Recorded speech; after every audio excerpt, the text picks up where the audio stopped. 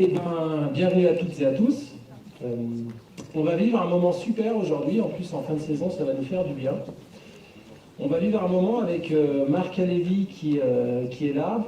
Donc vous le savez, dans le cadre du comité stratégique Valais, l'idée c'est de faire de nos différences une force. On a quand même la chance d'avoir une commune avec 3 grandes stations de sport d'hiver.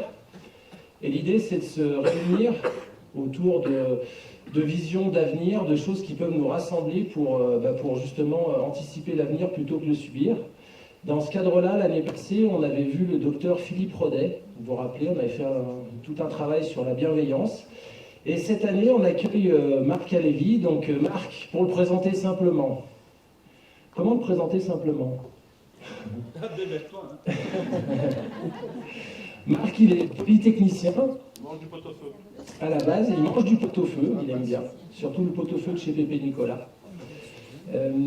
Il a un doctorat en physique. Il a travaillé pendant plus de 20 ans avec un prix Nobel de physique. Il a aussi travaillé aux États-Unis, notamment dans l'économie. Il a un doctorat de philosophie et de théologie aussi.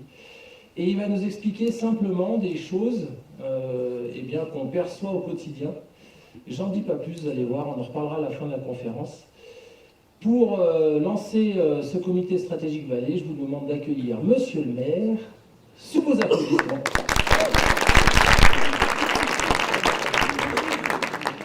Et Monsieur le maire, je vous laisse la parole. Merci Grégory, bonjour à tous. Vous êtes venus très nombreux participer à cette conférence de Marc Alévi. Je voudrais pour cela vous en remercier. Je pense qu'on va vivre en effet un très bon moment. On va apprendre beaucoup de choses et j'espère que vous êtes en forme. Benjamin, j'espère que vous n'avez pas trop bu de vaqueras à midi, que votre esprit est vif et que vous pourrez participer. Parce que assister, écouter, c'est très bien, mais participer, c'est encore mieux. Donc à partir des éléments de réflexion que va nous livrer Marc Alévi, effectivement, l'intérêt, c'est d'échanger.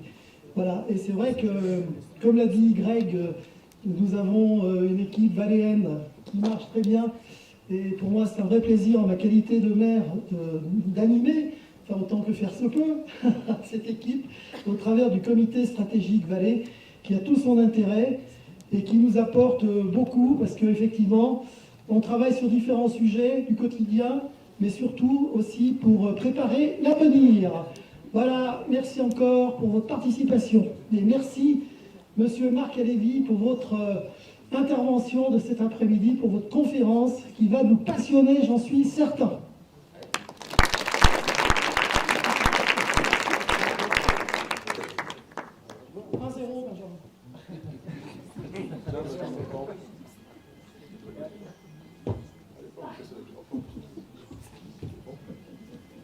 Donc vous l'avez entendu, le micro pose parfois un peu de problème, donc il ne faut surtout pas le toucher, rester un peu à distance, et je vais faire bien sagement. Bien bonjour, vraiment bonjour, je suis vraiment content d'être là, je suis content de vous avoir apporté une tempête de neige, hein, ça fait toujours plaisir, ça change, et je vais vous parler de ce qui nous arrive. Ça vous arrange? Hein, c'est peut-être une question qui quelque part peut avoir une résonance dans nos temps où tout change tout le temps, où tous les grands repères sont en train de s'effondrer les uns après les autres, où nous sommes dans le tumulte et la turbulence perpétuelle. Qu'est-ce que ça veut dire tout ça? Est-ce que ça a une logique? Est-ce qu'on peut comprendre ce qui nous arrive? Ou est-ce qu'au contraire, c'est inscrivé par chance, c'est le sort qui veut comme ça, il faut faire le gros dos en attendant que ça se passe et puis on verra bien. Non, moi, ma position depuis longtemps maintenant, vu que ce travail a été commencé en 1982, donc vous voyez, ça date pas d'hier, eh bien, la position qu'on a prise dès le départ, c'est de dire cette zone de grande turbulence que nous traversons, elle a un sens, elle veut dire quelque chose, et elle peut être analysée, elle peut être comprise, et c'est de ce dont je vais vous parler aujourd'hui. Ça vous va? Oui. Sinon, je peux vous proposer l'influence des queues de sardines sur les courants marins. C'est bien aussi. Et l'influence des réverbères sur la prostitution canine est un sujet qui me passionne beaucoup aussi. Voilà. Bon, qu'est-ce qui nous arrive? La réponse est en une seule diapositive. Voilà. C'est clair, non? Non? Voilà, merci bien. Qu'est-ce que c'est que cette bifurcation? Ça, c'est le mot-clé, c'est le mot magique. Donc, comme on a eu la gentillesse de le rappeler, moi je suis issu essentiellement du monde scientifique et d'une branche très particulière de la physique qui s'appelle la physique des processus complexes. Ça tombe bien, l'économie humaine est un processus complexe, ça tombe bien, les entreprises sont des processus complexes, et on peut donc essayer d'établir le pont entre ce qui se passe du côté du monde économique d'une part, et les connaissances que l'on peut avoir, et les modèles et méthodes que l'on peut avoir du côté de la physique des processus complexes. Eh bien, c'est ce pont qui a été établi, qui va nous permettre de parler de ça, ça s'appelle une bifurcation. Pour vous faire comprendre ce que c'est qu'une bifurcation, il faut que vous m'aidiez, vous voulez bien ? Vraiment, hein? Bien. Ceux qui parmi vous ont au moins un enfant, veulent-ils bien lever la main, s'il vous plaît? Bien. Je m'adresse donc à ceux-là. Mais les autres, je crois, vont pouvoir deviner mon propos. Je m'adresse donc à ceux-là. Essayez de vous mettre mentalement au moment de la naissance de votre premier enfant. Vous y êtes? Ça y est? Moment important. Ça y est, vous y êtes? Eh bien, ce jour-là, vous avez compris une chose. C'est qu'il y avait la vie avant et qu'il y aura la vie après et que ce n'est pas la même. Juste? Moi, je l'ai vécu 6 fois, c'est pour dire.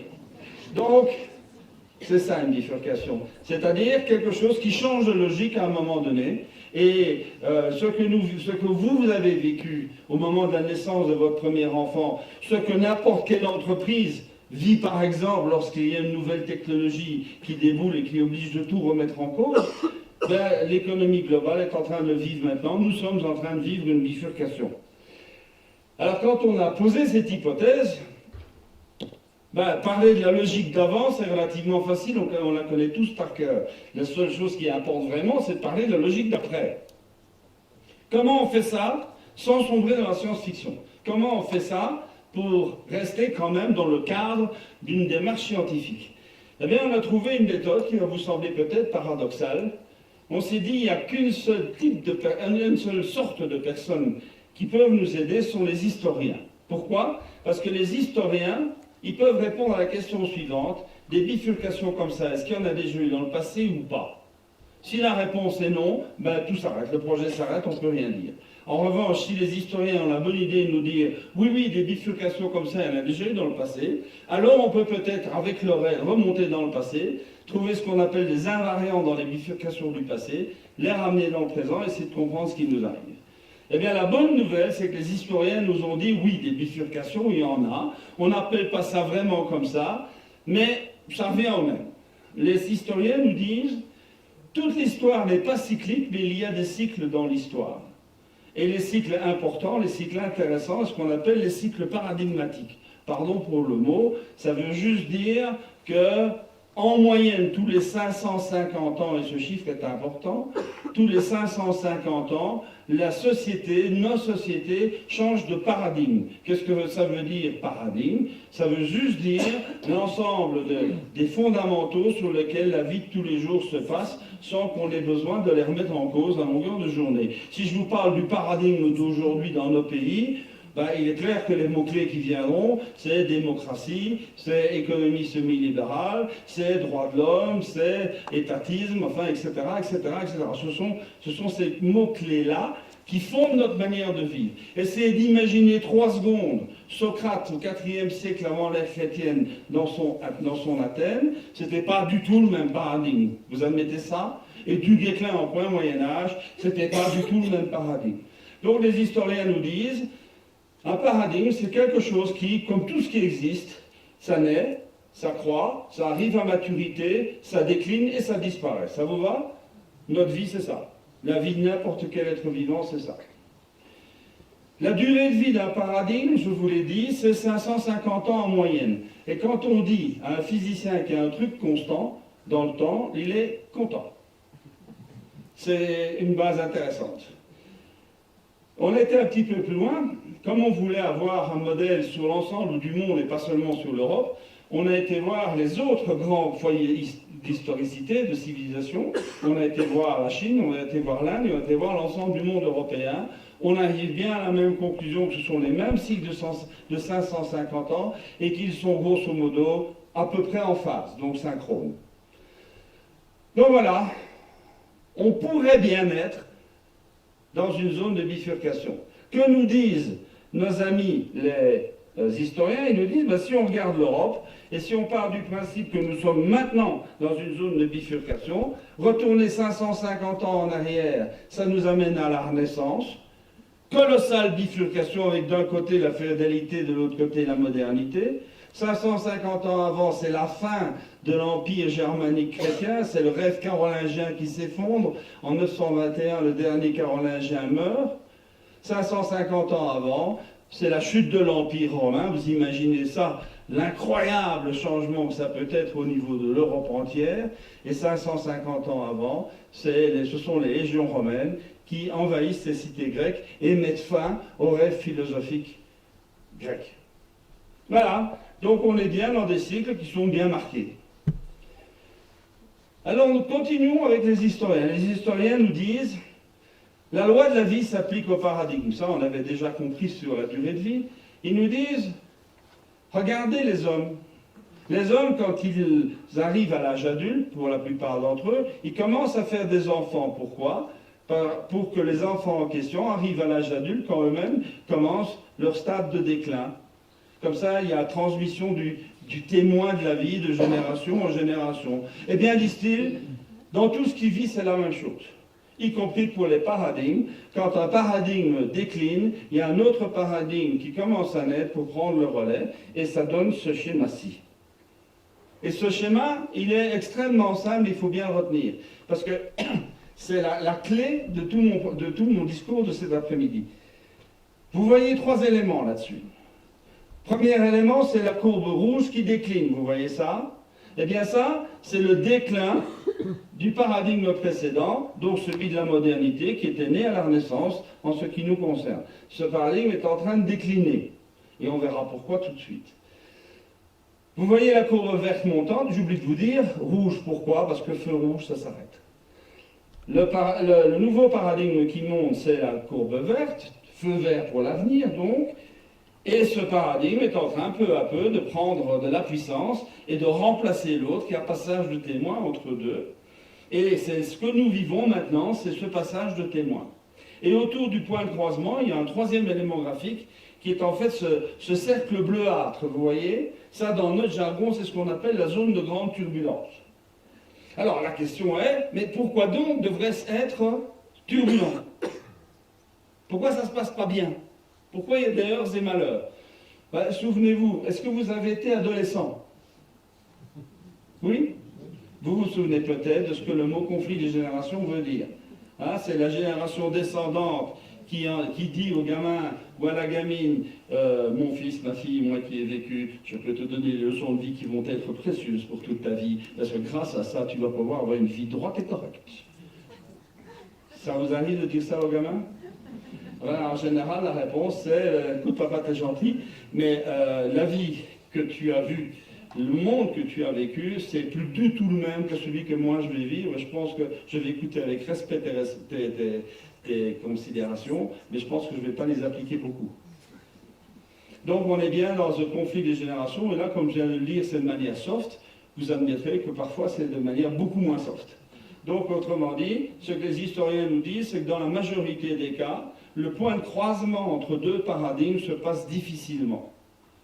Essayez de vous rappeler vos cours d'histoire, rappelez-vous la Renaissance, nous sommes à la fin du XVe siècle, c'est le début de l'imprimerie, vous vous souvenez de ça, Gutenberg, bien sûr.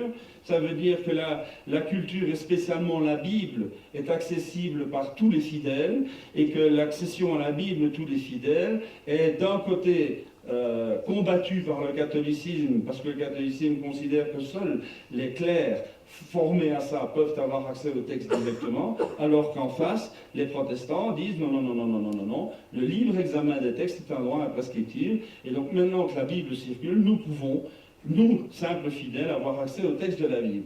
Et ça a donné lieu à des guerres de religion qui ont duré pendant un bon siècle, avec des massacres pas possibles. Hein. Donc, Vous sentez bien que c'est pas aussi blanc-bleu que ça. Quand on parle aujourd'hui de la Renaissance, on dit ah oui Erasme, ah oui Montaigne, ah oui Étienne de la Boétie. J'entends très bien, mais aussi beaucoup d'horreur. Et la Saint-Barthélemy, c'est aussi ça. Hein, donc voilà, il faut savoir que ce sont des périodes de grands troubles, ce sont des périodes de grande turbulence, et nous sommes dedans.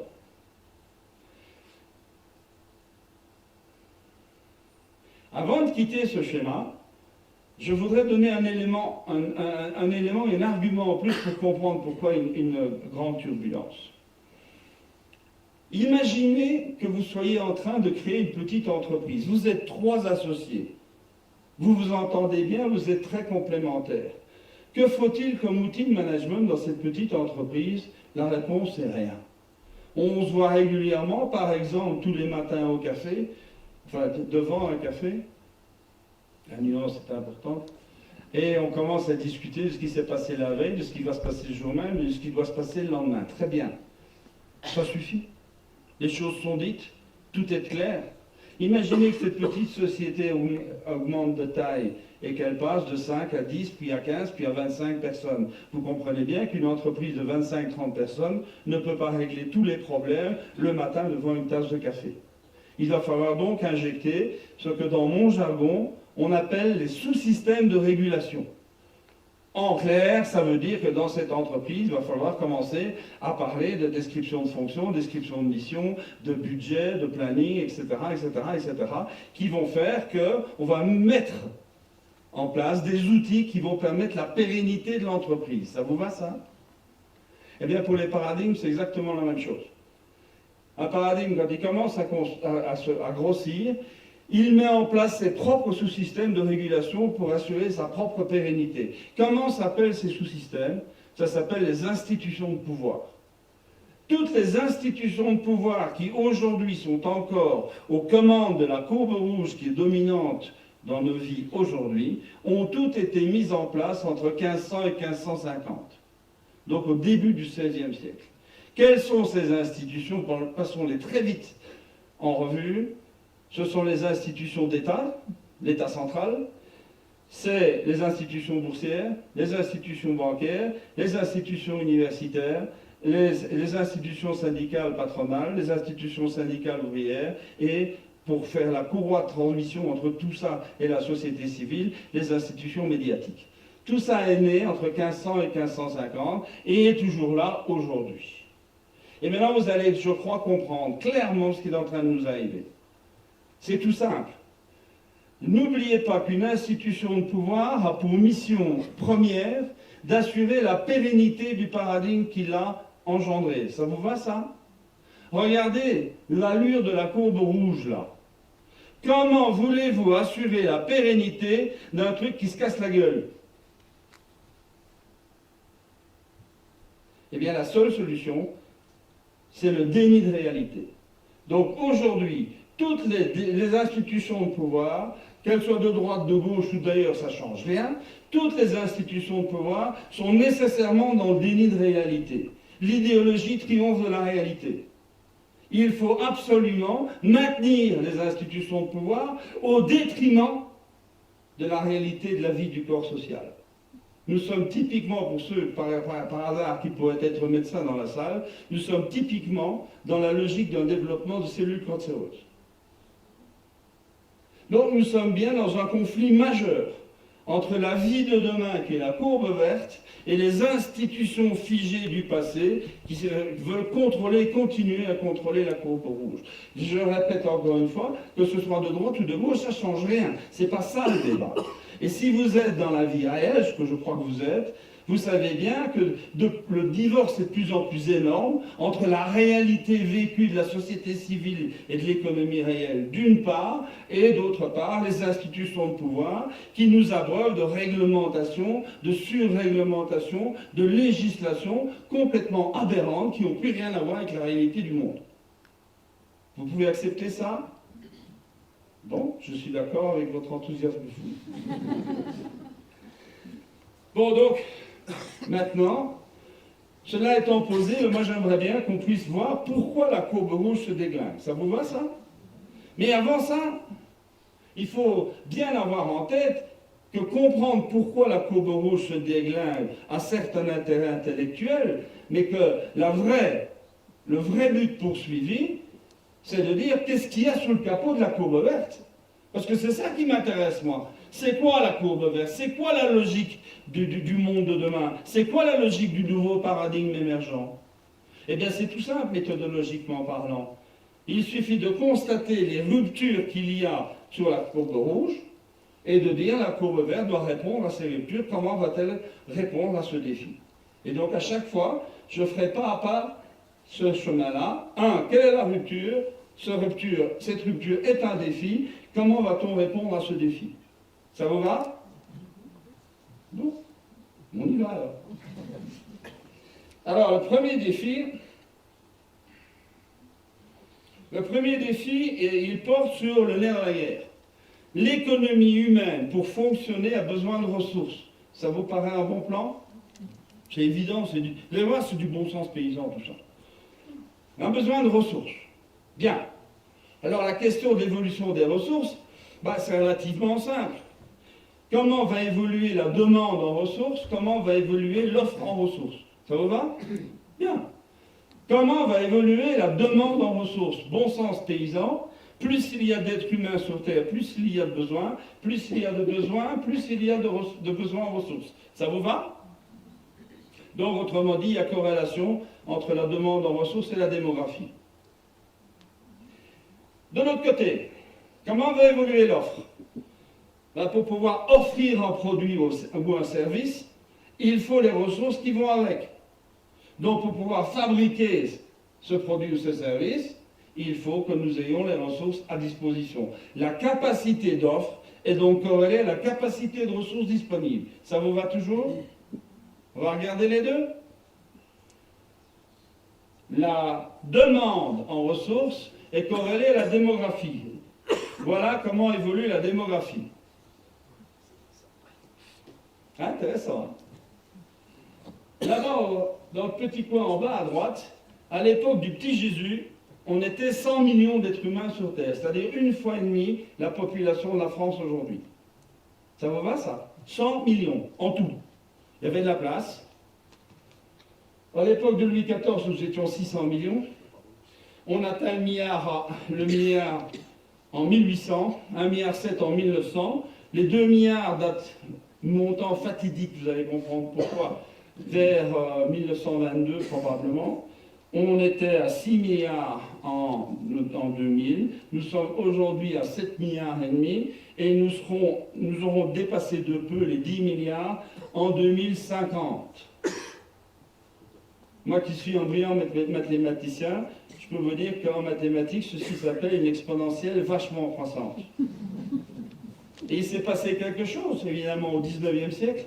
19e siècle, révolution industrielle plus révolution hygiéniste, Pasteur, les petites bêtes, etc., les vaccins. On met tout ça dans un bateau qui s'appelle la colonisation, ça se répand sur la Terre entière et c'est parti.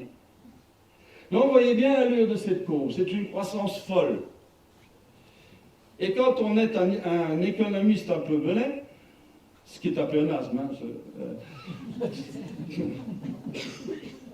vous regardez cette courbe et vous dites « Waouh, t'as vu ça la croissance ?» Nous sommes dans une logique de croissance. La croissance, la croissance, la croissance. On n'entend parler que de croissance. On oublie de poser la bonne question. C'est la croissance des demandes, donc des marchés potentiels, elle existe, c'est évident, mais avons-nous les ressources pour pouvoir servir cette croissance de marché, cette croissance de demande? Oui, il faut aller voir les ressources. Alors, pour aller voir les ressources, de nouveau, c'est du bon sens paysan. Dans les ressources, c'est les ressources renouvelables et les ressources non renouvelables. Ça vous va? J'ai une bonne nouvelle. Les ressources renouvelables se renouvellent. J'ai une moins bonne nouvelle.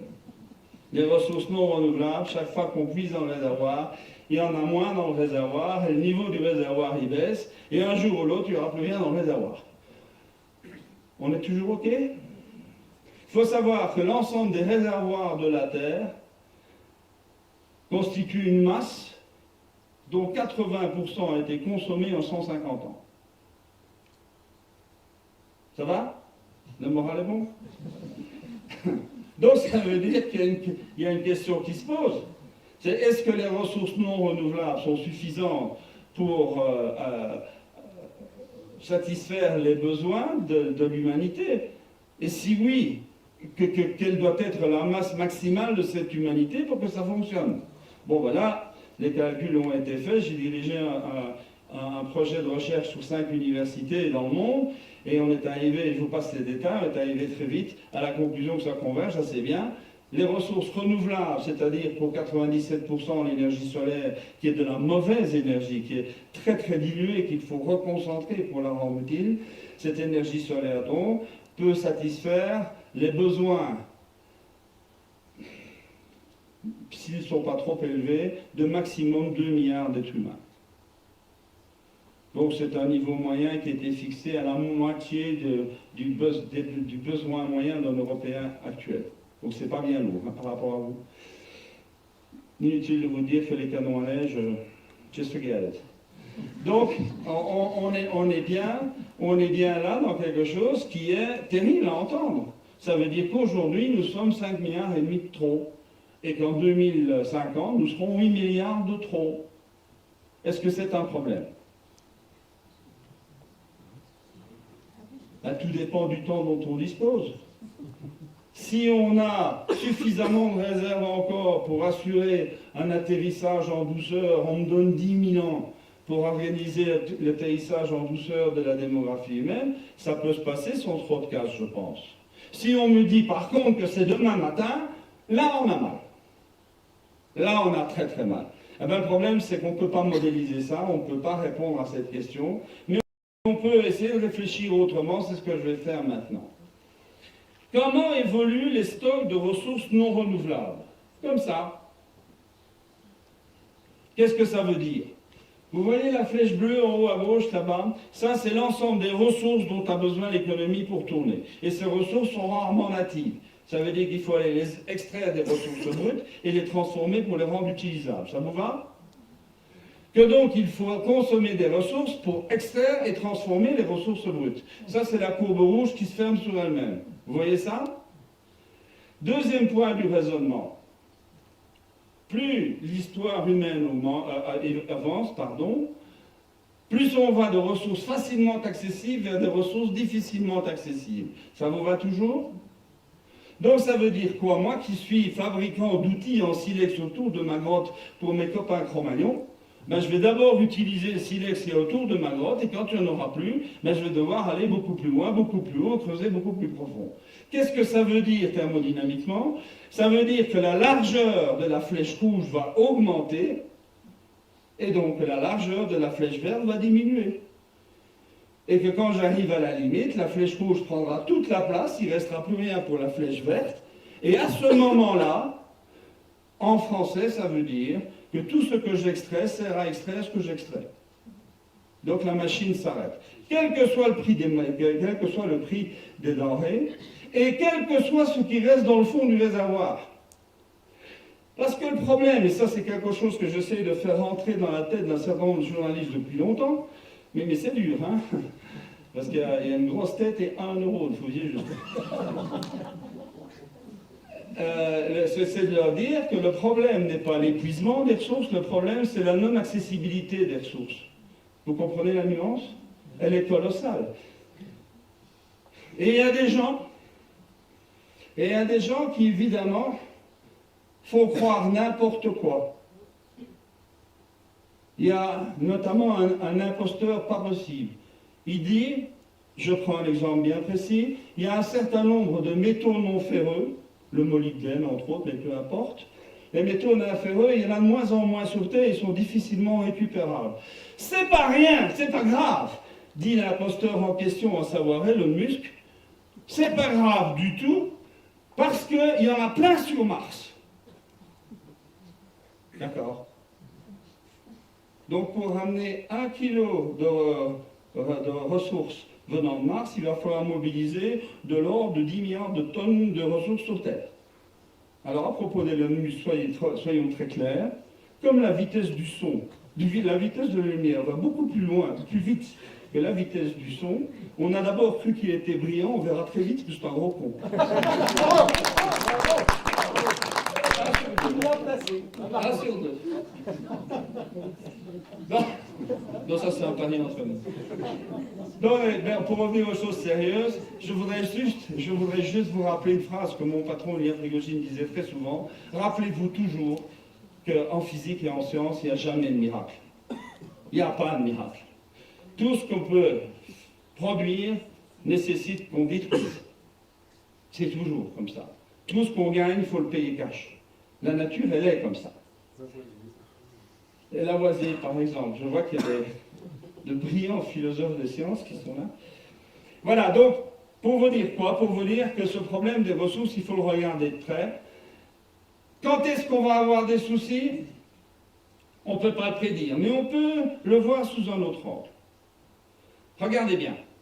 Vous avez bien compris que la demande en ressources est une exponentielle très croissante. Vous avez bien vu le schéma, d'accord? En revanche, l'offre en ressources, c'est une courbe décroissante. D'un côté, il y a ce qui se renouvelle, ben ça reste à peu près constant. Et puis, il y a ce qui ne se renouvelle pas, c'est-à-dire ce qui diminue. La somme des deux, c'est une courbe décroissante. Toujours OK? Et donc, sur le même graphique, vous avez une courbe croissante et une courbe décroissante.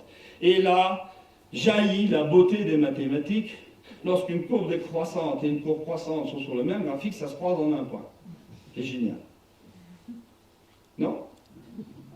Ce point est essentiel. Ce point, ça s'appelle en anglais le peak point. Et ce peak point a une signification très forte. Avant le peak point, la demande est inférieure à l'offre et on est dans une situation, dans une logique d'abondance. Après le peak point, ça s'inverse et on est dans une situation où la demande devient supérieure à l'offre et on est dans une situation de pénurie. Ça vous va, ça?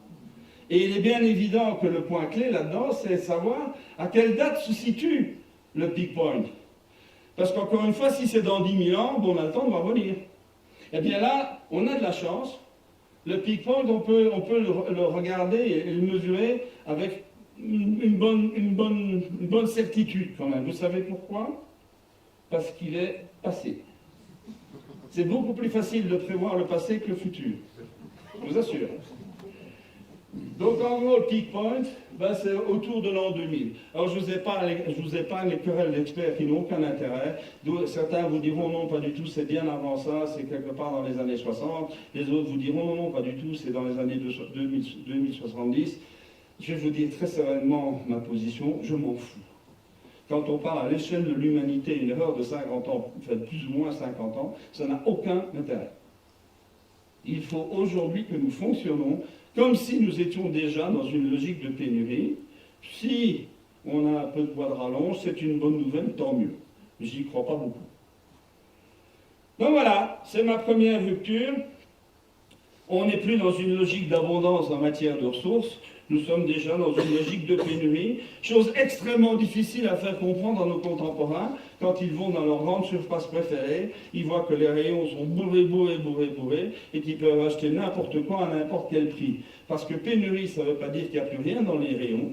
Pénurie veut simplement dire que la tendance, la croissance tendance à la demande devient définitivement supérieure à l'évolution de l'offre. C'est ça que ça veut dire, la pénurie. Ça ne veut pas dire qu'il n'y a plus rien dans les rayons.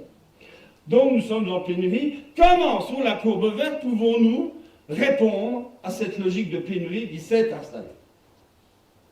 Le mot que je vous propose, c'est le mot frugalité. Et comme c'est après le repas de midi, ça passe mieux. Frugalité matérielle. Qu'est-ce que ça veut dire, frugalité? Ma définition est la suivante. Dans tout ce que vous faites, faites moins mais mieux. Moins, mais mieux. C'est tout simple. Moins, mais mieux. Moins, c'est quantitativement moins. Mieux, c'est qualitativement mieux. Je vous propose une méthode très très simple pour régler vos vies, pour régler votre vie d'entreprise, pour manager vos entreprises si vous êtes manager. Essayez de voir dans votre vie réelle quels sont les verbes d'action qui caractérisent le mieux ce que vous faites à longueur de journée. Et pour chacun de ces verbes d'action, appliquez la question comment faire ça moins mais mieux. On essaye? Par exemple, travailler moins mais mieux. Ça vous va? Ça ne veut pas forcément dire travailler moins d'heures. Moi, je le prends sous un autre angle. Pour l'avoir fait pour moi d'abord, pour mes proches ensuite, et dans mes missions de management de crise par ailleurs, c'est juste regarder une chose dans vos agendas. Arrêtez de faire des trucs qui servent à rien. Arrêtez de faire des trucs qui servent à rien, qui n'ont aucune utilité, qui n'ont aucune valeur d'utilité, qu'on fait parce qu'il faut bien le faire, parce qu'on l'a toujours fait, parce que machin a dit qu'il fallait le faire. C'est juste affairant, affolant. Regardez vos agendas sérieusement, avec honnêteté. Vous allez voir le nombre de choses que vous faites ou que vous faites faire et qui n'ont aucune valeur d'utilité. C'est effrayant. Autre chose. Communiquez moins mais mieux. Ça vous va? Combien vous recevez tous les jours de coups de téléphone, de SMS et de courriels qui servent strictement à rien? En gros, on dit que c'est 95%. Le problème qu'il y a, c'est qu'avant de savoir qu'un courriel sert à rien, il faut l'ouvrir et le lire. Donc le temps est de toute façon passé. Comment pourrions-nous faire pour communiquer moins mais mieux? Oh, il y a des tas de petits trucs qui sont en vogue pour l'instant. Je vous donne un exemple, c'est une entreprise que je connais bien avec des informaticiens bidouilleurs. Ils ont juste bloqué la fonction Answer to All, répondre à tous. Ça, on ne peut pas utiliser. Donc ça veut dire que si vous voulez transmettre votre truc aux 40 personnes que le précédent s'est mis en parapluie, mais il faut écrire les 40 adresses. Ben, personne ne le fait évidemment. Donc ça diminue le flux. Mais vous sentez bien que ce sont des petits trucs gentils, mais c'est du bricolage. Quand est-ce qu'on va sérieusement prendre en main le problème de notre communication et l'optimisation de notre communication? C'est des choix technologiques dont on parlera tout à l'heure et qui sont vachement importants. Vous sentez ce que je dis ou pas? Très bien. Un dernier exemple qui peut être intéressant, se réunir moins mais mieux. Moi, je connais mieux la culture américaine que la culture française, mais je pense qu'elles sont assez similaires sur beaucoup de choses. Aux États-Unis, on dit ceci: sur 100 réunions que l'on fait, il y en a 60 qui servent strictement à rien. Et sur les 40 qui restent, il y a un cinquième, donc 8% du total, il y a un cinquième qui résout le problème pour lequel ils sont réunis. Donc ça veut dire qu'il y a 92% des réunions qui soit ne servent à rien, soit n'aboutissent pas aux résultats qui sont fixés. Et c'est juste d'imaginer ce que coûte une réunion en termes de masse salariale agglomérée. Vous allez vite comprendre qu'il y a mieux à faire. Non?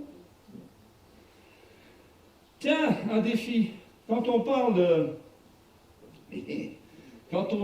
ressources qui aujourd'hui sont déficitaires déjà, quelles sont celles qui vous viennent à l'esprit? Quelle est la première d'entre elles? L'eau douce. Il faut bien spécifier eau douce. L'eau douce est effectivement la pénurie numéro 1 dans le jour d'aujourd'hui. La deuxième, ce serait quoi? Le pétrole. Troisième, on dit plus généralement les carburants fossiles. Mais on est d'accord, ça c'est le troisième. Mais il y a un deuxième. Et il y a un rapport tout à fait alarmant de l'ONU qui vient de sortir la semaine dernière sur ce thème-là et qui est passé tout à fait inaperçu. Les terres agricoles. Les terres agricoles. Les terres agricoles, oui. Les terres arables. Parce qu'aujourd'hui, les terres arables, c'est très exactement comme la tarte au citron meringuée. Il y a un socle dur en dessous, il y a quelque chose d'acide, d'inutilisable au milieu, et il y a une croûte impénétrable au-dessus. Deuxième. Bravo. Vous savez pas ce que je vais gagner avec ça. Non, mais c'est pas une blague. Le troisième, c'est les carburants, vous avez raison. Et derrière, vous avez encore une idée? Les métaux, cinquième, c'est un métaux non ferreux, c'est cinquième. Il y en a un qui vient se mettre entre les deux, qui s'appelle les terres rares. Ça vous dit quelque chose, ça? En fait, les terres rares, c'est des trucs que vous n'avez pas étudiés en chimie. Quand vous avez fait de la chimie, vous avez regardé les 2 colonnes du tableau de Mendeleev et vous oubliez de regarder ce qu'il y a au milieu. Et au milieu, là-bas dans le bas, il y a un truc qui s'appelle les lanthanides. Et les lanthanides, c'est quoi? Ce sont des métaux très très rares. Il y en a très très peu. Et ces métaux, ils ont une faculté incroyable. Et ils sont essentiels et stratégiques à notre époque. C'est quand on les mélange à dose homéopathique avec les produits qui servent à faire les circuits de vos téléphones portables, vos ordinateurs, ils augmentent considérablement la conductivité. Ce qui veut dire qu'on consomme moins d'énergie, que ça va beaucoup plus vite et que ça chauffe beaucoup moins. Le problème est que 96% des ressources de terres rares du monde se trouvent en Chine. Et que les Chinois sont assis sur un trésor, et que déjà 2 fois, les Occidentaux ont été voir les Chinois en disant, vous savez, les droits de l'homme chez vous, c'est pas terrible, hein, il faudrait peut-être que vous fassiez un petit effort. Et la réponse a été, vous ne nous faites pas chier avec des conneries, parce que sinon, nous, on coupe le robinet. Donc plus d'un tel, à plus. Donc vous sentez bien que le problème des pénuries, le problème des matières premières, le problème des ressources, est bien sûr un problème physique, un problème matériel, mais devient immédiatement un problème géopolitique et militaire. Et ça, il faut bien l'avoir en tête. Aujourd'hui, on est tout à fait clair sur un point, et ce sont les polémologues qui nous expliquent ça. Les polémos en grec, c'est la guerre, c'est les spécialistes de la guerre. Ils nous disent 99% des guerres d'aujourd'hui, de demain, sont des guerres dans le but de l'appropriation de réserves de ressources rares. Mais ça a toujours été comme ça. Hein. Mangez d'abord, discutez après. Voilà. Deuxième rupture. Mais la deuxième rupture, je l'ai illustrée par... Oh, on a même celui d'avant, c'est génial. Je l'ai illustrée par une photo un peu curieuse. La petite dame en bleu, là, c'est la petite dame la plus dangereuse du monde. Elle s'appelle Hillary Clinton. Elle est aussi bête que l'autre, mais beaucoup plus méchante. Vous voyez, il se passe quelque chose d'intéressant, c'est qu'elle a devant elle des jeunes, vous voyez, ce sont essentiellement des femmes d'ailleurs, et toutes ces femmes, parce que la technologie aujourd'hui le permet et que ça change complètement les règles du jeu, elles font un selfie avec Hillary dans le fond. D'accord? Si j'avais un jour fait ça devant ma mère, elle me foutait une claque, quoi. Tourner le dos à quelqu'un qui vous parle, c'est quelque chose d'inacceptable. Bon, ben là, clairement, ça a changé les règles du jeu. Ce qui est encore beaucoup plus amusant, c'est que cette séance de selfie a été faite à la demande d'Hillary Clinton, qui comptait sur ce selfie massif pour pouvoir faire un buzz, évidemment, sur la toile. Parce que dès que la photo est faite, elle part sur Instagram, et hop, il y a un pic sur Instagram qui était une forme de mesure de sa notoriété dans le cadre de sa campagne électorale. Et donc vous sentez bien que cette petite photo montre simplement que la révolution numérique que nous vivons a des impacts colossaux sur des dimensions importantes de nos sociétés. Que toute la notion même de démocratie est en train d'être revue par ça. Que la notion même de manipulation des masses est en train d'être revue par ça. Hein, et que ce n'est pas neutre, c'est pas uniquement je commande sur Amazon, ça va beaucoup plus vite, c'est beaucoup plus sympa et je sors pas de mon fauteuil. Oui, il y a ça aussi. Mais il y a aussi une incroyable industrie de manipulation des données qui doit être prise en compte. C'est pour ça qu'en ce qui me concerne, je veux toujours faire la distinction entre deux numériques. Et là, je vais faire des ennemis dans la salle. Mais j'ai l'habitude. Deux numériques. Il y a le numérique ludique qui sert à rien et qui n'a aucune valeur d'utilité et qui occupe 80% de l'espace.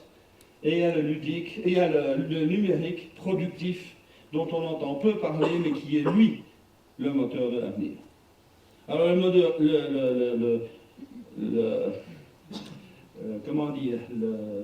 le numérique ludique, en fait, essentiellement, c'est des choses du genre Facebook, Instagram, Netflix, et toutes ces applications qui sont certes amusantes, et je n'ai rien contre le fait de s'amuser.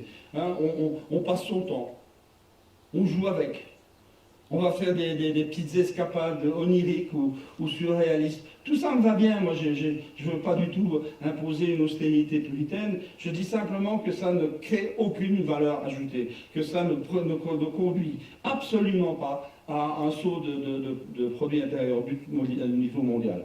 Et c'est la vitrine américaine et elle ne sert à rien. Vous voulez une preuve? Vous voulez rire? Non? Bon, ben que ceux qui veulent pas rire sortent alors. En ce moment, j'essaie de me faire des amis en dehors de Facebook tout en appliquant les mêmes principes. Alors tous les jours, je descends dans la rue et je raconte aux passants ce que j'ai mangé, comment je me sens, ce que j'ai fait la veille, ce que je suis en train de faire, ce que je vais faire ensuite. Je leur donne des photos de ma femme, de ma fille, du chien, de moi en train de faire le jardin, de mes vacances au bord de la piscine. J'écoute aussi les conversations des gens et je leur dis « j'aime » ou « j'aime pas ». Et ça marche. J'ai déjà 3 personnes qui me suivent, 2 policiers et un psychiatre.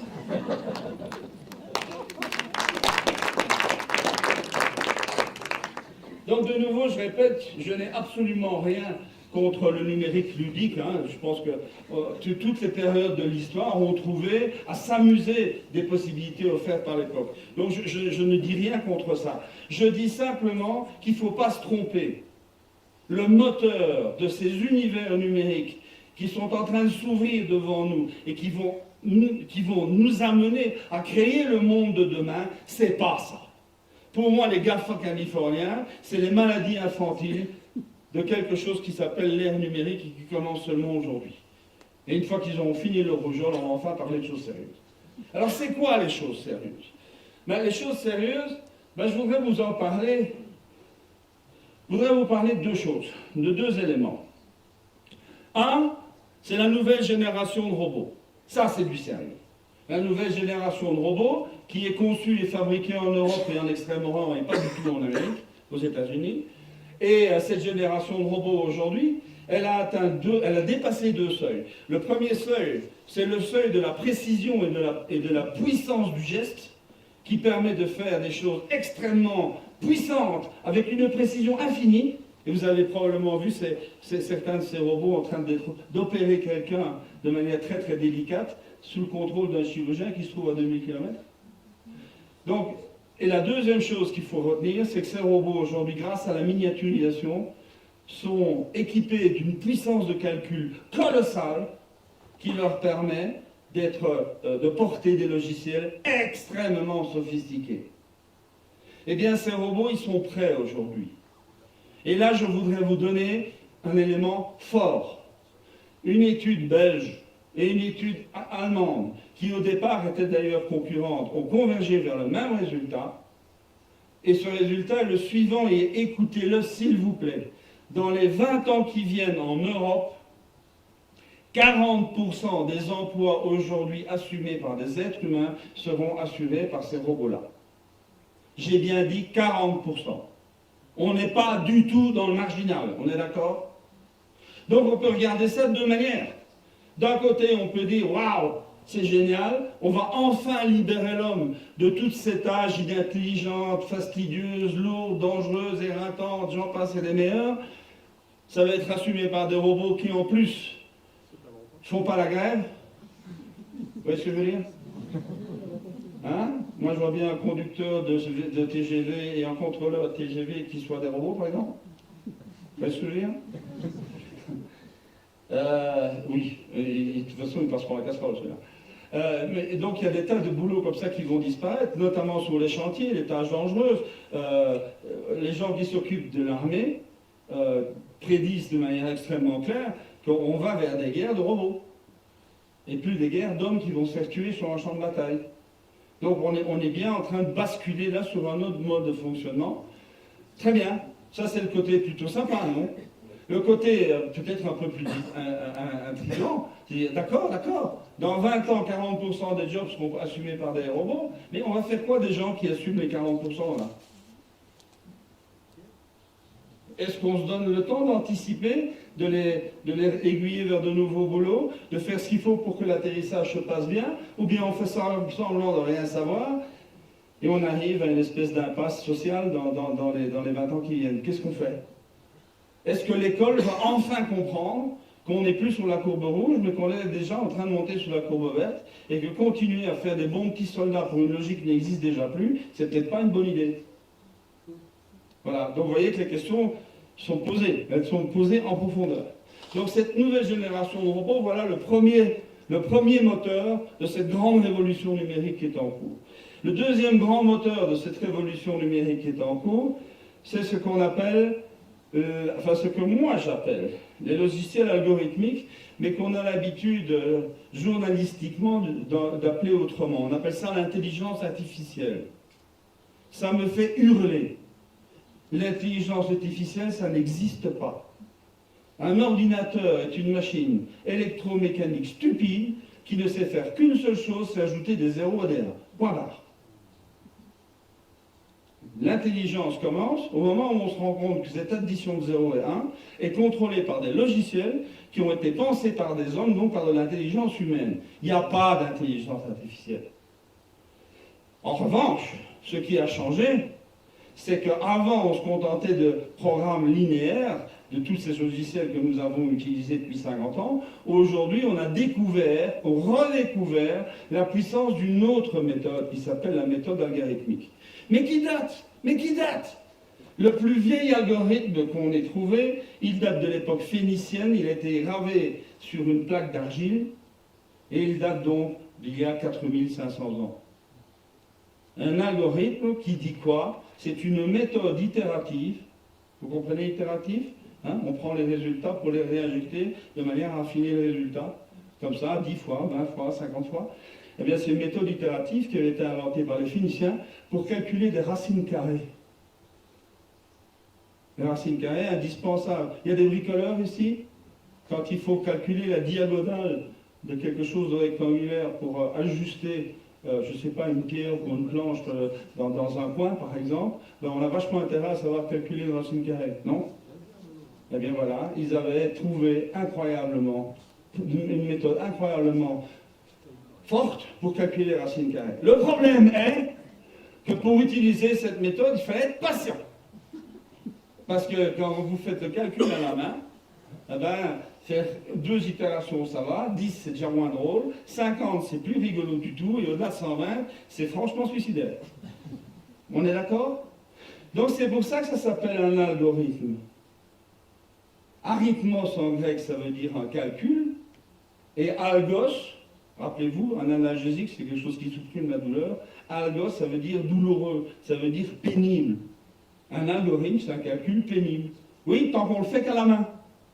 Mais maintenant qu'on a une puissance de calcul extraordinaire avec les ordinateurs, la méthode rejoint l'informatique et les deux ensemble font que les algorithmes se font quasiment tout seuls avec des puissances de calcul pour lesquelles faire 10 milliards d'itérations en 3 minutes n'est pas un problème. Et donc on est là devant quelque chose qui est une révolution fabuleuse. Alors, moi je suis en train de vous montrer le bon côté des choses. Si on allait voir du mauvais côté, parce que le mauvais côté, il existe, vous savez bien. Une technologie n'est jamais ni bonne ni mauvaise en elle-même. C'est la manière dont on l'utilise qui est bonne ou mauvaise. Vous êtes d'accord avec ça? Donc crier à haut sous le bonnet quand on parle du numérique, c'est stupide. C'est aussi stupide que crier à haut sous le bonnet quand on a lancé les premières locomotives sur le rail. Ça n'a aucun sens. C'est ce qu'on en fait qui est important. Alors il y a une manière de faire qui est pour moi positive, ce que je viens de vous expliquer. Il y a une autre manière de faire qui est dangereuse. C'est tout ce qui se cache derrière le big data. Le big data, c'est quoi? Ça consiste à mettre en place une énorme machine de manipulation individuelle à travers des algorithmes statistiques qui, en fonction de tous les mouvements que vous faites sur la toile, permettent de vous cibler de plus en plus précisément et de savoir en gros ce que vous faites, pourquoi vous le faites, quand vous le faites et comment vous le faites. Et on est bien sûr là devant quelque chose qui est qui peut être très très grave. Parce qu'aujourd'hui, ça s'utilise surtout pour vous vendre des trucs dont vous n'avez pas besoin. On est bien d'accord. Mais ça peut très bien, et c'est déjà le cas, et vous avez vu comme moi Academia Analytica, ça peut très bien être de devenir une connaissance si parfaite des gens que ça devient un outil de manipulation politique colossal. Est-ce que vous en êtes d'accord? On vous vend ce dont vous n'avez pas envie, mais on vous le vend quand même. On vous fait gober ce que vous voulez avec les fake news et on vous manipule le cerveau et on manipule vos votes et on manipule votre état de santé, etc., etc. Je vais au noir? Oui, je vais au maximum au noir pour bien dire que là, il y a un vrai danger avec des puissances d'amplification colossales. La réputation d'une entreprise ou d'un homme sur la toile, ça se défait en 20 minutes. Donc, ce que je suis en train de vous dire, c'est que le mauvais côté du numérique, c'est une immense machine de crétinisation de l'humanité. Surtout, ne réfléchissez plus. Ne vous posez pas de questions. On sait déjà quelles questions vous allez vous poser et on a la réponse. Vous énervez pas. Laissez-vous aller. Tout va bien. Tout va bien. Réfléchissez pas. N'ayez surtout pas le sens critique. Si Wikipédia le dit, c'est que c'est vrai. Si c'est sur Facebook, c'est vrai. Et donc, je sais que je caricature, bien sûr, j'essaie simplement de vous montrer qu'on est là, dans un piège colossal, et ce piège colossal, je pense qu'il faut pouvoir le déjouer. Et on va le déjouer comment? Sur la flèche verte. Eh bien, en revenant à un mot qui m'est très cher, c'est le mot d'intelligence technologique. Retrouver l'esprit critique. Moi, je suis américain et je connais bien le monde américain. Il y a 2 ans, une étude a été faite au niveau des gens qui sortent de high school, donc l'équivalent du bac ici, sur l'esprit critique. Et donc, on avait balancé à toute une série d'étudiants un texte pour mesurer la capacité qu'ils avaient à critiquer, à être critiques par rapport à ce texte. Il y a moins de 41% des étudiants ont manifesté un esprit critique par rapport à ce qui était dit. Ce qui veut dire quoi? Ça veut dire que 59% ont gobé le texte tel qu'il est, en disant, il n'y a aucune raison que je réagisse, c'est très bien. Alors que c'est un texte faux, hein, radicalement faux. S'il n'y a plus d'esprit critique, ça veut dire qu'on est juste des mollusques cérébraux à la disposition des machineries de manipulation. Vous êtes d'accord avec ça? Voilà le danger. Donc ce qu'il faut faire, c'est cultiver l'intelligence technologique. Ça veut dire 2 choses et j'en arrête là. La première chose, c'est qu'il faut garder en tête un principe. La technologie doit toujours rester l'esclave de l'homme et l'homme en aucun cas ne peut devenir l'esclave de la technologie. Ça vous paraît simple? Oui? Qui ici a un téléphone portable? Qui parmi ceux-là ne se sent pas de temps en temps un peu esclave de son téléphone portable? Qui décide de votre temps? Qui structure votre temps? Votre téléphone portable ou vous? Je ne demande pas de réponse. Je dis simplement, ça vaut la peine d'y réfléchir. Ça vaut la peine d'y réfléchir, vraiment. Moi, je n'ai pas de téléphone portable. Je l'ai dit, je ne suis pas un exemple à suivre. Deuxième point pour l'intelligence technologique, c'est de prendre le recul et l'esprit critique suffisant par rapport aux annonces et à la mode et au marketing numérique qui est assommant, qui vous vend à longueur de trucs la 47 843e version tellement géniale du même truc dont vous n'avez pas besoin.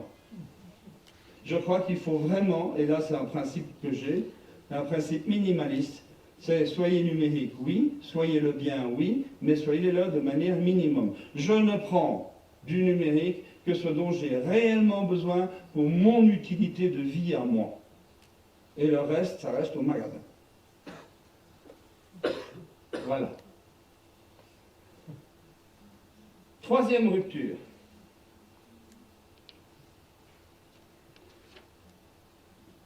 Nous sommes dans un monde, et ça vous le savez bien, nous sommes dans un monde où nous avons tous de plus en plus d'interlocuteurs qui nous sollicitent de plus en plus. Vous êtes OK avec ça? Il y a de plus en plus de gens autour de nous. On doit interférer avec de plus en plus de gens autour de nous. Et ces gens-là nous en sollicitent de plus en plus souvent. Et en plus de ça, ils veulent une réponse quasi immédiate à la question qu'ils posent. Oui ou non? Donc, ça veut dire, et ça c'est une définition de la physique des systèmes complexes, notre système de vie devient de plus en plus complexe. On a de plus en plus de sollicitations et d'interactions avec plein de gens. Bien. Est-ce que... Alors on nous dit, pas compliqué. Il faut donc que les entreprises deviennent de plus en plus réactives, de plus en plus souples, de plus en plus agiles, de plus en plus innovantes, de plus en plus créatrices. On est d'accord? Ben oui, bien sûr. C'est la bonne réponse. Quand on est dans un monde terriblement effervescent, il faut être prêt à tout le temps, avoir les neurones vachement affûtés et répondre très vite avec des choses intelligentes et être créatif. On est d'accord? Sauf que la question qui se pose, Est-ce que nous sommes organisés, nous les êtres humains, de manière à cultiver cette agilité, cette souplesse, cette réactivité, cette imagination? Comment sommes-nous organisés en général? Quel est le modèle organisationnel qui est le plus courant autour de nous? Montrez-moi avec vos mains. Ah oui? Voilà. On est dans la pyramide hiérarchique, bien sûr. Et c'est un système qui fonctionne, il ne faut pas cracher dans la soupe. Ce qu'il faut savoir, c'est qu'il faut retourner aux mathématiques pour comprendre ça. La pyramide hiérarchique, ça s'appelle en fait en mathématiques une arborescence linéaire. C'est la même chose. Et l'arborescence linéaire, c'est la réponse mathématique à une question qui est la suivante. Comment faire pour relier entre tous les éléments d'un ensemble avec le nombre minimum de relations entre eux? Ça vous va? Amusez-vous un jour, vous n'avez rien d'autre à faire, vous mettez des points sur une feuille de papier, vous essayez de les relier avec le nombre minimum, vous allez toujours tomber sur un dessin de ce type-là. Et donc, que dit la réalité mathématique des choses? Elle dit, ça, c'est un optimum économique. C'est pour ça que les hommes ont choisi ça. Moins il y a de ressources, moins il y a de relations, à entretenir et à faire fonctionner, moins ça consomme de temps, moins ça consomme d'énergie, et donc moins ça coûte d'argent. Donc c'est un optimum économique. Et en plus, celui qui est tout en haut là, il sait une chose, c'est que plus il y a d'horizontalité, plus il y a d'emmerdement. Diviser pour régner, non? Donc, on est mal. C'est un système qui est un optimum économique, c'est pour ça que nous l'avons utilisé, mais il n'est plus adapté au monde réel d'aujourd'hui. Pourquoi il n'est plus adapté au monde réel? Parce que les mathématiciens nous disent, ce système-là, ça fonctionne bien dans un univers qui doit avoir 3 conditions. Il faut qu'il soit stable, il faut qu'il soit tranquille, et il faut qu'il soit prévisible. C'est ça notre monde? Ben non, évidemment. On n'est plus du tout stable, on n'est plus du tout tranquille, et on n'est plus du tout prévisible. Donc, autrement dit, ça ne peut plus marcher. Donc les mathématiciens nous disent, c'est pas compliqué alors. Vous remplacez le mot minimum par le mot maximum. Comment faire pour relier entre tous les éléments d'un ensemble avec le nombre maximum de relations entre eux? Donc tout le monde est relié avec tout le monde travaille avec tout le monde collabore avec tout le monde. Ça s'appelle un réseau. Ça vous va?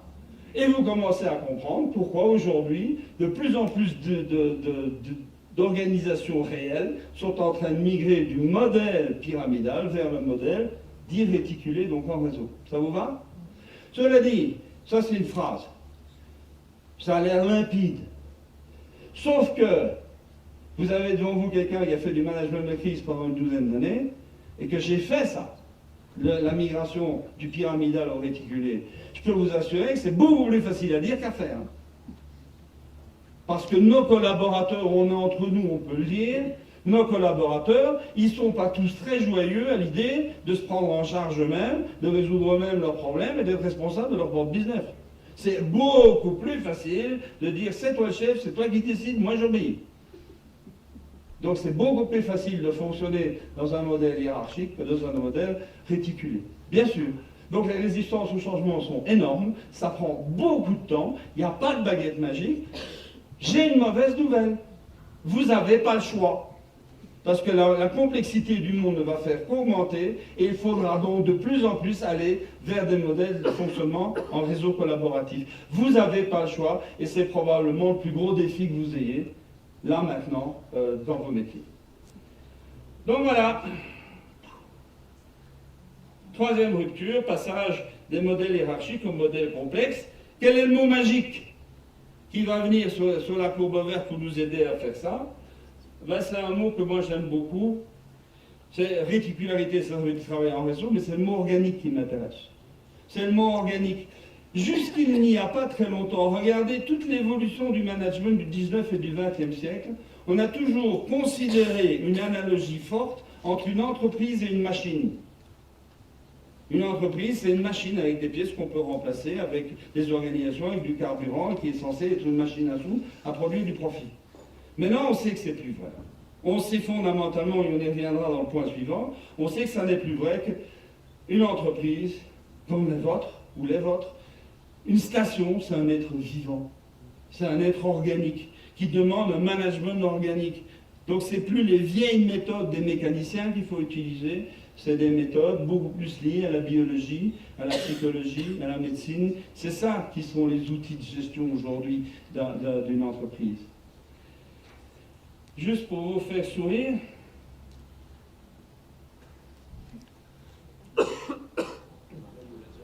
ça vous va? Ça vous va toujours? Quatrième révolution. La quatrième révolution, celle-là, elle touche notre modèle économique.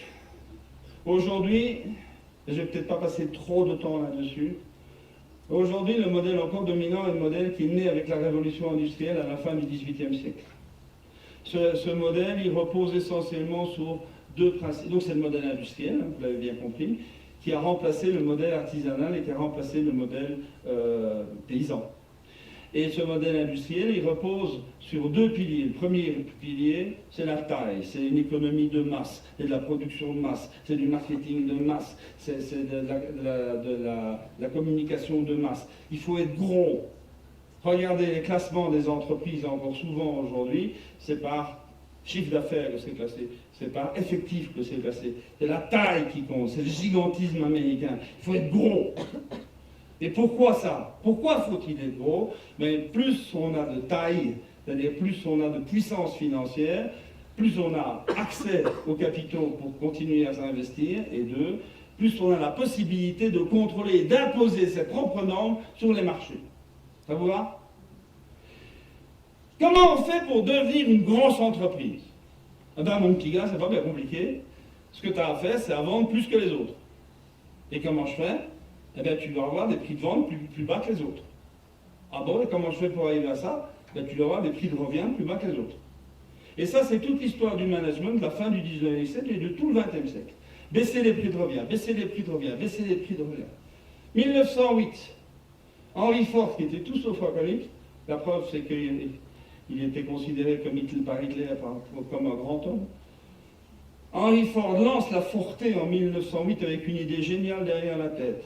Henry Ford veut vendre une voiture tellement bon marché que chacun de ses ouvriers pourra en acheter une. Clientèle captive d'office.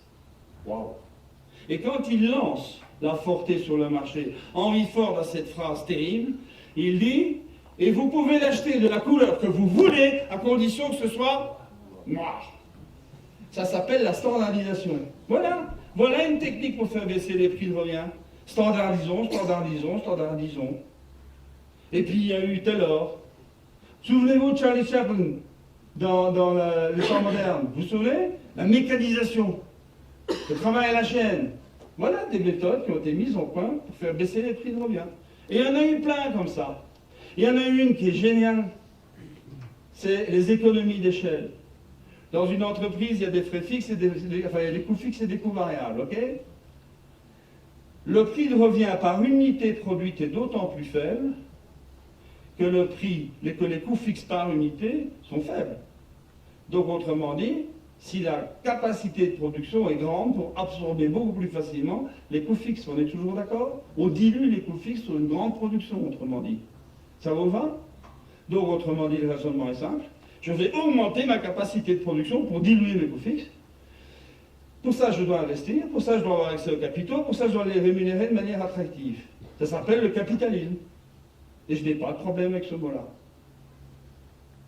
Je vais faire des économies d'échelle grâce à cet outil capitalistique essentiel autour des investissements. Ça vous va? On en a inventé plein des méthodes comme ça, des méthodes pour diminuer les prix de revient. Et on arrive quelque part dans les années 80. Alors je ne sais pas si vous vous en souvenez, mais vers 84, si ma mémoire est bonne, il y a un président des États-Unis un peu atypique qui arrive au pouvoir qui s'appelle Ronald Reagan. Vous vous souvenez de ce monsieur? Et ce monsieur avait un conseiller économique qui s'appelait Milton Friedman. Ça vous rappelle quelque chose? Le fondateur de l'école de Chicago. Et donc il avait été prix Nobel d'économie en 78, je crois. Et Milton Friedman dit ceci. Il dit la seule et unique justification d'une entreprise, c'est le service des dividendes à ses actionnaires. Donc autrement dit, il dit, tout le reste c'est du pipeau, tout le reste c'est des moyens qui sont au service de la cause financière de l'entreprise et de l'actionnaire. Ça vous va? Aujourd'hui, on sait que c'est une catastrophe.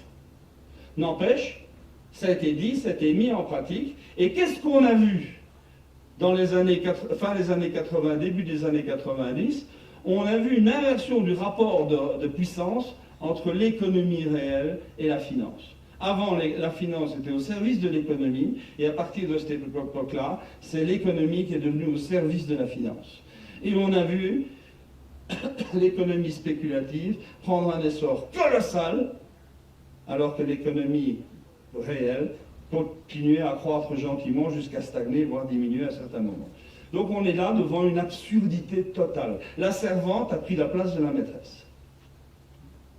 Deuxième réalité absurde de la même époque, comme tout le monde avait grappillé toutes les économies possibles dans toutes les dimensions, à un moment donné, on s'est dit, mais il y a quand même encore un réservoir où on pourra aller voir pour grappiller un peu. Et ça, c'est le début des techniques de baisse de la qualité.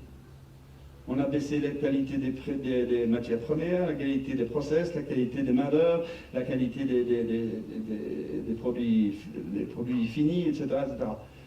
Il y a eu d'ailleurs en France quelqu'un qui était un peu le symbole de la révolte contre ça. Jean-Pierre Coff, vous vous souvenez? Début des années 90, qui se révolte en disant « il faut arrêter de lésiner sur la qualité de l'agroalimentaire. Vous êtes dans l'erreur, tout ça c'est de la... » Oui. Il te ressemble un peu quand même. Hein. Quoi? Oui, c'est souvent qu'on me dit ça. Et donc, c'est à ce moment-là où on commence à voir certains marchés se révolter. Et où on entend quelque chose qui ressemblait à une phrase qu'on a d'ailleurs évoquée à table avec ceux qui étaient là tout à l'heure. Et c'est mon grand-père l'a dit d'ailleurs, cette phrase d'un paysan, un bon paysan flamand. Et mon grand-père disait, je ne suis pas assez riche pour me payer du bon marché, parce que le bon marché finit toujours par coûter trop cher. Vous avez entendu peut-être cette phrase aussi. Mais elle cache quelque chose de colossal. Dès le moment où on dit le bon marché finit toujours par coûter trop cher, on compare en fait deux choses. Le prix d'achat et la valeur d'utilité sur toute la durée de vie du produit. C'est pas la même chose, hein. La valeur d'utilité sur toute la durée d'un produit, c'est en fait quelque chose qui ressemble très fort à la somme de tout ce que je vais payer pour utiliser mon tracteur tous les jours, avec les coûts d'exploitation, les taxes, les réparations, les entretiens, les dépannages et tout ça, jusqu'à la fin de vie de mon tracteur, alors que le prix d'achat n'est jamais que le premier paramètre économique de mon tracteur. Vous êtes d'accord avec moi? Mais qu'est-ce qui intéresse le bon paysan flamand qui était mon grand-père? Lui, c'est la totalité des dépenses qui l'intéressait, et pas seulement le prix d'achat. Vous savez, un paysan flamand, c'est assis sur son portefeuille, hein. Et c'est un portefeuille en peau de hérisson en plus. Alors, donc, autrement dit, on fait vachement gaffe aux dépenses. Mais vous entendez bien que dès qu'on parle non plus de prix d'achat, mais de valeur d'utilité, on n'est plus du tout dans la même logique économique. Vous êtes avec moi là-dessus. Et on peut commencer à changer aussi un autre registre. Le bon paysan là qui se dit, mais dans le fond, est-ce que je dois vraiment être propriétaire de mon tracteur? Quand je suis propriétaire de mon tracteur, et à 65% du temps, à la grange, c'est de l'argent qui dort. Le paysan, il n'aime pas ça. Pourquoi est-ce que je ne ferais pas autrement? Et ils ont commencé à inventer, d'acheter à plusieurs le tracteur ou l'engin en question. Et puis, mais pourquoi acheter? Aujourd'hui, je ne sais pas comment ça se passe ici en Savoie, mais chez moi, dans le Morvan, les 3/4 des engins agricoles, ils ne sont plus du tout achetés, ils sont loués en fonction des besoins. Point à l'année. Mais vous sentez que derrière ce passage d'une logique de prix vers une logique de valeur d'usage, on est en même temps en train de passer d'une logique de propriété à une logique d'accès à l'usage. Et comme par hasard, on se dit, ah bah tiens, oui, il y a aujourd'hui ce qu'on appelle l'économie de la fonctionnalité. Ça veut dire quoi? Avoir accès à l'usage de quelque chose sans du tout en être propriétaire. Ça ne vous fait pas penser à Airbnb, ça ne vous fait pas penser à Blablacar, ça ne vous fait pas penser à toutes ces choses où on n'est plus propriétaire de quelque chose, on paye pour avoir accès à, ce qui n'est pas du tout la même chose. Donc vous sentez bien qu'il y a là une bifurcation colossale. Et maintenant je vais en venir à l'essentiel. Si je suis convaincu que l'économie est en train de basculer dans une économie de la valeur d'utilité et donc de l'usage, je me dis, mais comment je peux faire pour augmenter la valeur d'utilité de mes produits? C'est pas en doublant mon parc machine que je vais doubler la valeur d'utilité de ma machine. Je vais juste produire la même chose 2 fois plus. Donc autrement dit, je vais devoir faire autre chose. Par exemple, aller voir l'utilisateur final, je n'ai pas dit l'acheteur, l'utilisateur final de mes produits, et d'essayer de comprendre ce qu'il aime ou ce qu'il n'aime pas dans mes produits, comment il l'utilise, comment il voudrait l'utiliser, comment ses besoins vont évoluer, quelle est la bonne méthode d'usage qu'il ne connaît pas par rapport à mes produits, que je vais devoir lui apprendre, etc., etc., etc., etc.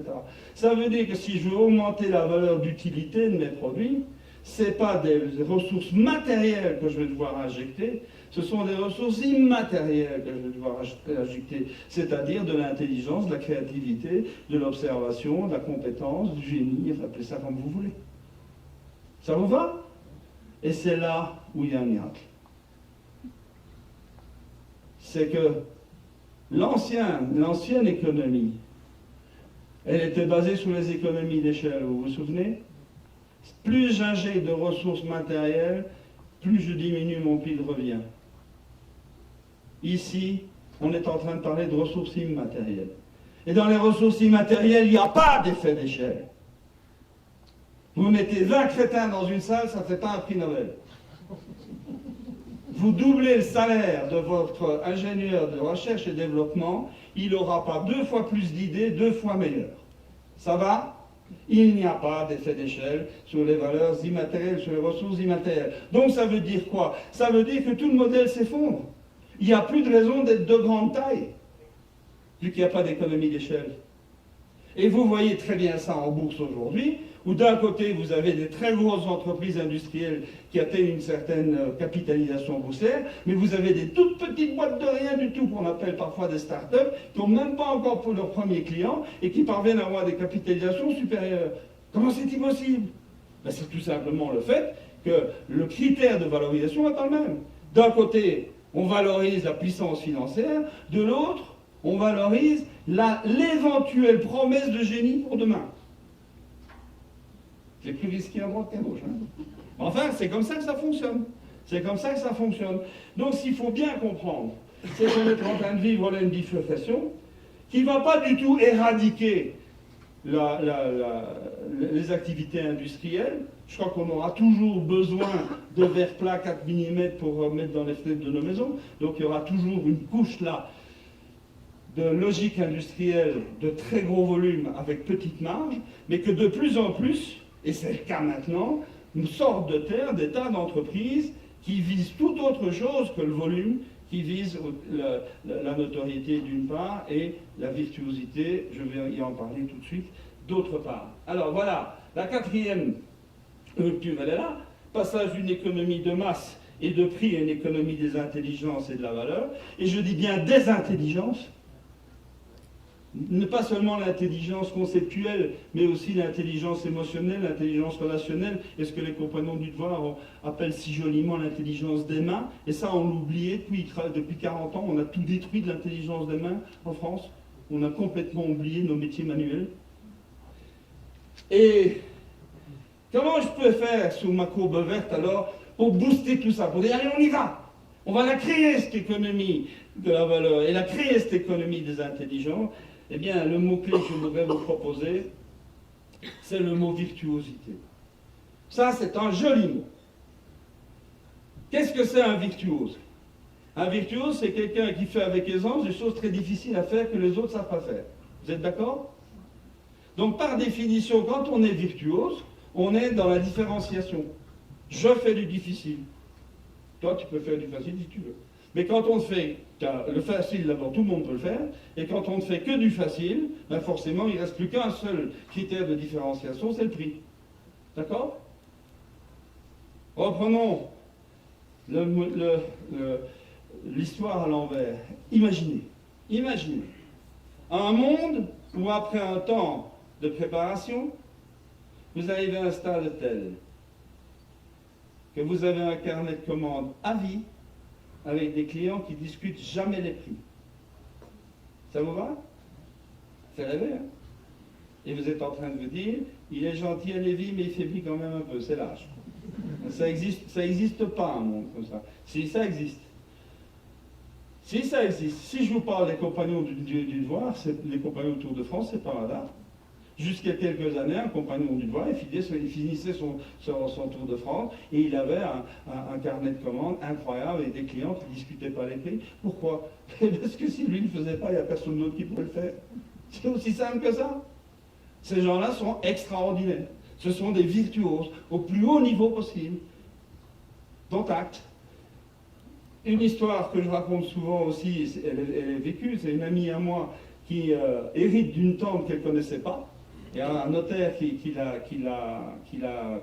contacte et qui lui dit, voilà, vous êtes sur le testament de Madame Machin. Ah bon? Ah oui, c'est votre arrière-tante de Machin, vous savez, ces relations qui sont un peu distendues. Et elle hérite d'un Stradivarius. Vous voyez ce que c'est? Mais un Stradivarius mal en point. Vraiment fort abîmé. Et donc, elle était à la recherche d'un luthier qui est capable de travailler sur un Stradivarius. Il semblerait qu'il n'y en ait que 2 en France. Un à Paris et un à Lyon. On m'a dit qu'il y en avait un 3e à Marseille, je ne sais pas. Là, toujours est-il, elle a été voir celui qui était plus près de chez elle. Et c'est surréaliste, tellement c'est en dehors de nos normes économiques. Monsieur Luthier, s'il vous plaît, est-ce que vous voulez bien avoir la gentillesse de regarder mon Stradivarius, s'il vous plaît? Est-ce que vous croyez que vous pouvez faire quelque chose? Oui, je pense que oui. Oui. Ah, bon. Et ça me coûtera combien, monsieur? Ah, ça, je ne sais pas. Et vous l'aurez fini quand? Ah, ça, je ne sais pas. Ah bon, d'accord. Mais vous le prenez? Oui, madame, bien sûr. Merci, monsieur le luthier. Qu'est-ce que je viens de dire d'autre que la virtuosité? Quand on est devant un problème qui nécessite l'intervention d'un virtuose de haut niveau, on ne va pas commencer à jouer aux soupes. On est d'accord? Eh bien, moi, ce que je voudrais vous partager avec vous comme idée forte, c'est que sur la courbe verte, justement, toutes les entreprises, toutes les activités, tous ceux qui font quelque chose doivent, plus que jamais, augmenter leur niveau de virtuosité. Ils doivent se différencier par la virtuosité, pas par le prix. Le rabotage des marques, il faut que ça cesse. Il faut aller dans la virtuosité. Voilà. Maintenant, dernier point, dernière rupture, plus philosophique.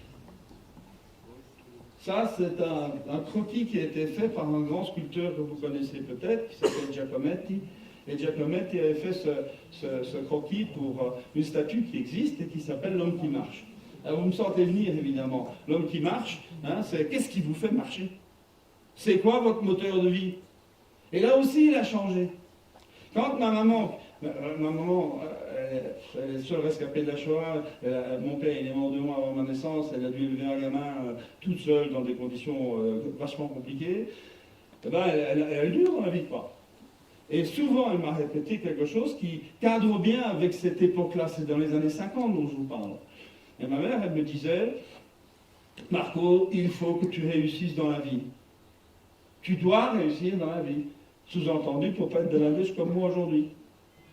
Et pour réussir dans la vie, il n'y a pas de secret. Il faut étudier beaucoup, il faut travailler beaucoup.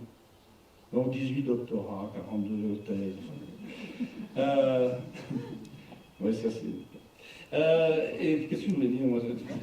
Ah oui, et donc elle me disait ça, hein, travail et études et travail. Bon, très bien. J'ai 6 enfants, vous ai-je dit tout à l'heure, et le dernier, il a 18 ans. Quand je lui raconte aujourd'hui ce que ma mère me disait, il est mort de rire. Le vôtre aussi? Oui, hein? Donc pourquoi? Ben non, c'est pas parce qu'il est idiot. Attendez, avec le père qu'il a, c'est pas possible. Mais c'est pas parce qu'il est idiot. C'est juste parce que Noé, il s'appelle Noé. Noé me dit, mais écoute papa, on vit pas dans le même monde. Moi, c'est pas réussir dans la vie qui m'intéresse. Moi, ce qui m'intéresse, c'est réussir ma vie. Ah, mais c'est pas le même jeu. Hein. Et je pense que dans cette salle, il y en a beaucoup qui ont été éduqués dans le monde réussir dans la vie. Mais on a quand même vachement envie, pour beaucoup d'entre nous, de d'abord réussir notre vie, non? Donc, quelque part, on est à cheval entre ces deux mondes, et qui ne sont pas du tout les mêmes mondes, et qui ont tous les deux les mêmes dangers. Et c'est là-dessus que je voudrais insister. Je voudrais insister sur cette idée toute simple, c'est que le passage de réussir dans la vie à réussir sa vie n'est pas du tout un progrès éthique. Pourquoi? Vous en avez connu comme moi, des gens qui veulent réussir dans la vie, qui sont prêts à tuer père et mère et écraser tout ce qui bouge, tout ce qui est sur le chemin, pour leur permettre de réussir. Vous en connaissez des crapules comme ça, non? Il y en a plein. Mais c'est pas parce qu'on est en face dans l'angélique de la nouvelle génération qui dit « Ah mais moi je veux réussir ma vie », que ceux qui veulent réussir leur vie n'instrumentalisent pas tout ce qu'il y a autour d'eux pour en faire des instruments de réussite de sa vie. Hein. Et éthiquement parlant, on n'a pas gagné un iota. Vous êtes avec moi là-dessus? Non, moi je voudrais dire, ok, on passe de réussir dans la vie à réussir ma vie, très bien, tout va bien, on n'est plus dans le critère matériel, on est dans d'autres critères, tout va bien. Mais moi ce que je sais, c'est qu'on va avoir besoin de réinventer un vivre ensemble, ne serait-ce que parce qu'on va travailler en réseau collaboratif. Et que travailler en réseau collaboratif avec des espèces de monstres égotiques juxtaposés, ça ne marchera jamais. Alors on fait quoi? Eh bien moi je vous propose le dernier mot-clé. Dernier mot-clé sur ma coupe à vin, c'est le mot spiritualité. Alors ça c'est un mot en France, il faut se méfier. On va commencer par sortir les pincettes et bien expliquer que, spiritualité, c'est pas religion. On est d'accord? Hein, on va bien faire la distinction entre les deux. J'ai tout le respect qu'il faut pour les religions, qui peuvent être des supports à la spiritualité, tout va bien, mais c'est pas de ça dont je vous parle, hein, moi. Je vous parle de spiritualité. Alors qu'est-ce que c'est la spiritualité? En philosophie, on appelle spiritualité toutes les démarches, toutes les méthodes qui permettent en fait de se donner du sens et de la valeur. De donner du sens et de la valeur à ce que l'on est, à ce que l'on vit, à ce que l'on fait, à ce que l'on devient. Ça vous va ça? Hein, vous voyez bien qu'il n'y a pas de petit Jésus là-dedans. Mais il peut y en avoir. Spiritualité. Là, on retombe, je pense, dans le monde réel. Quand j'ai commencé à faire mon cursus et puis mon doctorat en philosophie, histoire et religion, vous ne pouviez pas imaginer quel désert c'était dans les bibliothèques. C'est un domaine qui intéressait personne. Mais vraiment personne. Allez voir aujourd'hui à votre librairie de référence, à la FNAC ou autre, c'est des pans entiers. Vous allez trouver philosophie, ésotérisme, développement personnel, spiritualité, enfin, etc., etc., et des pans entiers de bouquins. C'est d'ailleurs là-dessus que la plupart des éditeurs aujourd'hui gagnent un peu d'argent. Pourquoi? Pourquoi? Mais parce que simplement, vous, moi, l'homme de la rue, on a complètement perdu le sens et la valeur de ce qu'on est, de ce qu'on fait. Avant, c'était simple. Mon grand-père, paysan flamand, il ne se posait pas des questions métaphysiques au cul de son cheval. Hein. Lui, c'était clair. Il avait d'office la réponse à ces questions. Toutes les questions existentielles, c'était clair.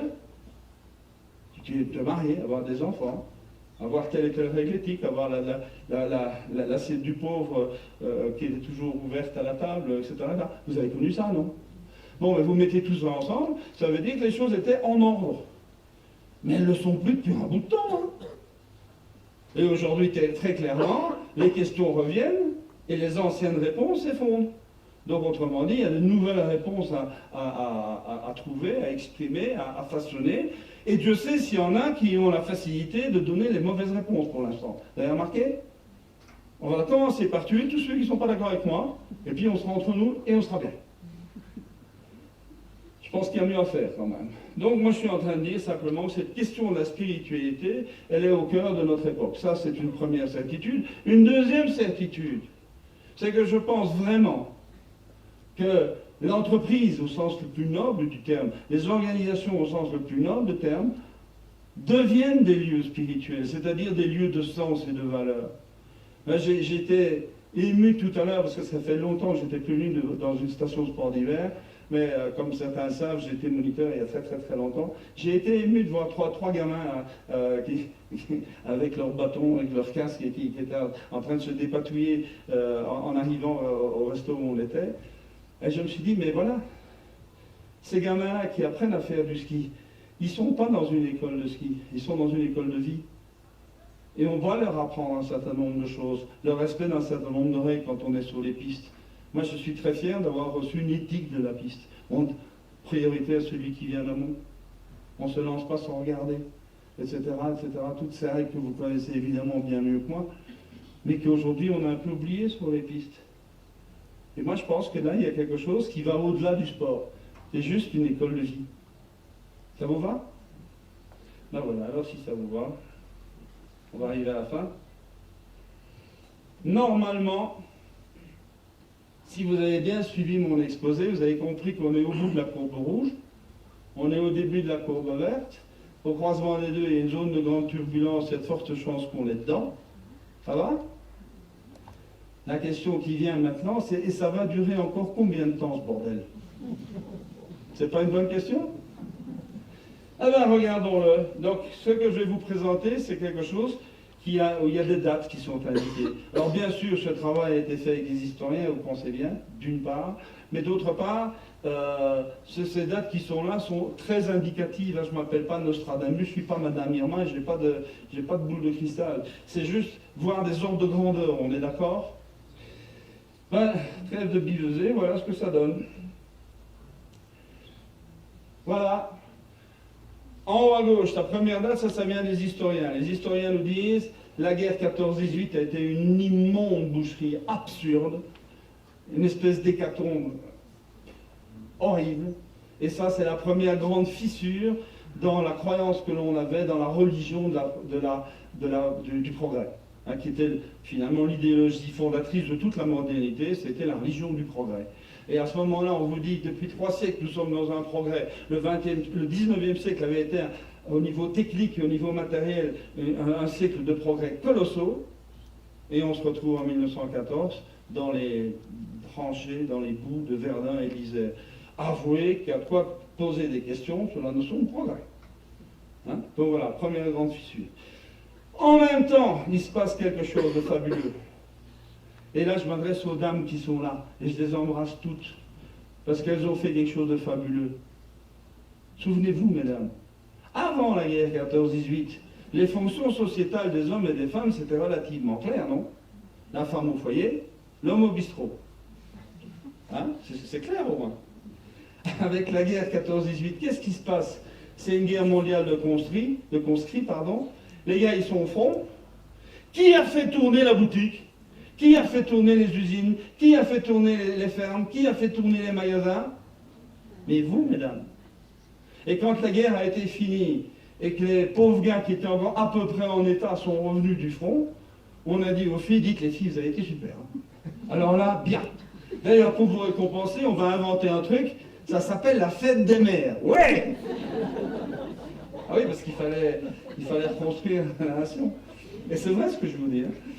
Et donc, à ce moment-là, la réaction des filles, ça a été quoi? No way.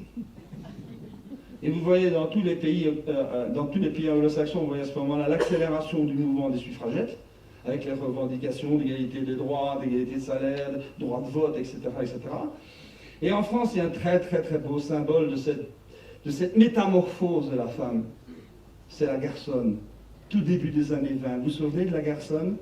La femme qui reprend possession de son propre corps, de sa propre esthétique, de sa propre image, qui se coupe les cheveux, qui raccourcit ses robes, qui jette les corsets qu'on l'obligeait à porter avant, qui se met à sortir, à aller boire des alcools dans les bars huppés, avec des longs fumes-cigarettes. Vous vous souvenez de ça?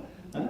Eh bien voilà, cette femme-là, la garçonne, c'est le symbole du basculement des fonctions sociétales réparties entre les hommes et les femmes. Donc voilà, guerre 14-18, c'est là qu'il se passe quelque chose qui est une rupture par rapport au passé. Les historiens me disent, eh bien, tu dois compter 1 siècle et demi entre le moment où on sort de l'équilibre d'avant et on rentre dans l'équilibre d'après. Donc vous voyez, 14-18 plus 1 siècle et demi, ça nous amène à 2070. Je répète, si c'est 2085, personnellement, ça me tracasse, mais pas du tout. Point croisement des deux. Ben, c'est maintenant. Là, je ne vais pas vous en parler ici, bien entendu. On n'a pas le temps. Je suis déjà un petit peu trop tard, d'ailleurs. Non, ça va. Mais d'autres modèles permettent de montrer... Enfin, on ne montre rien.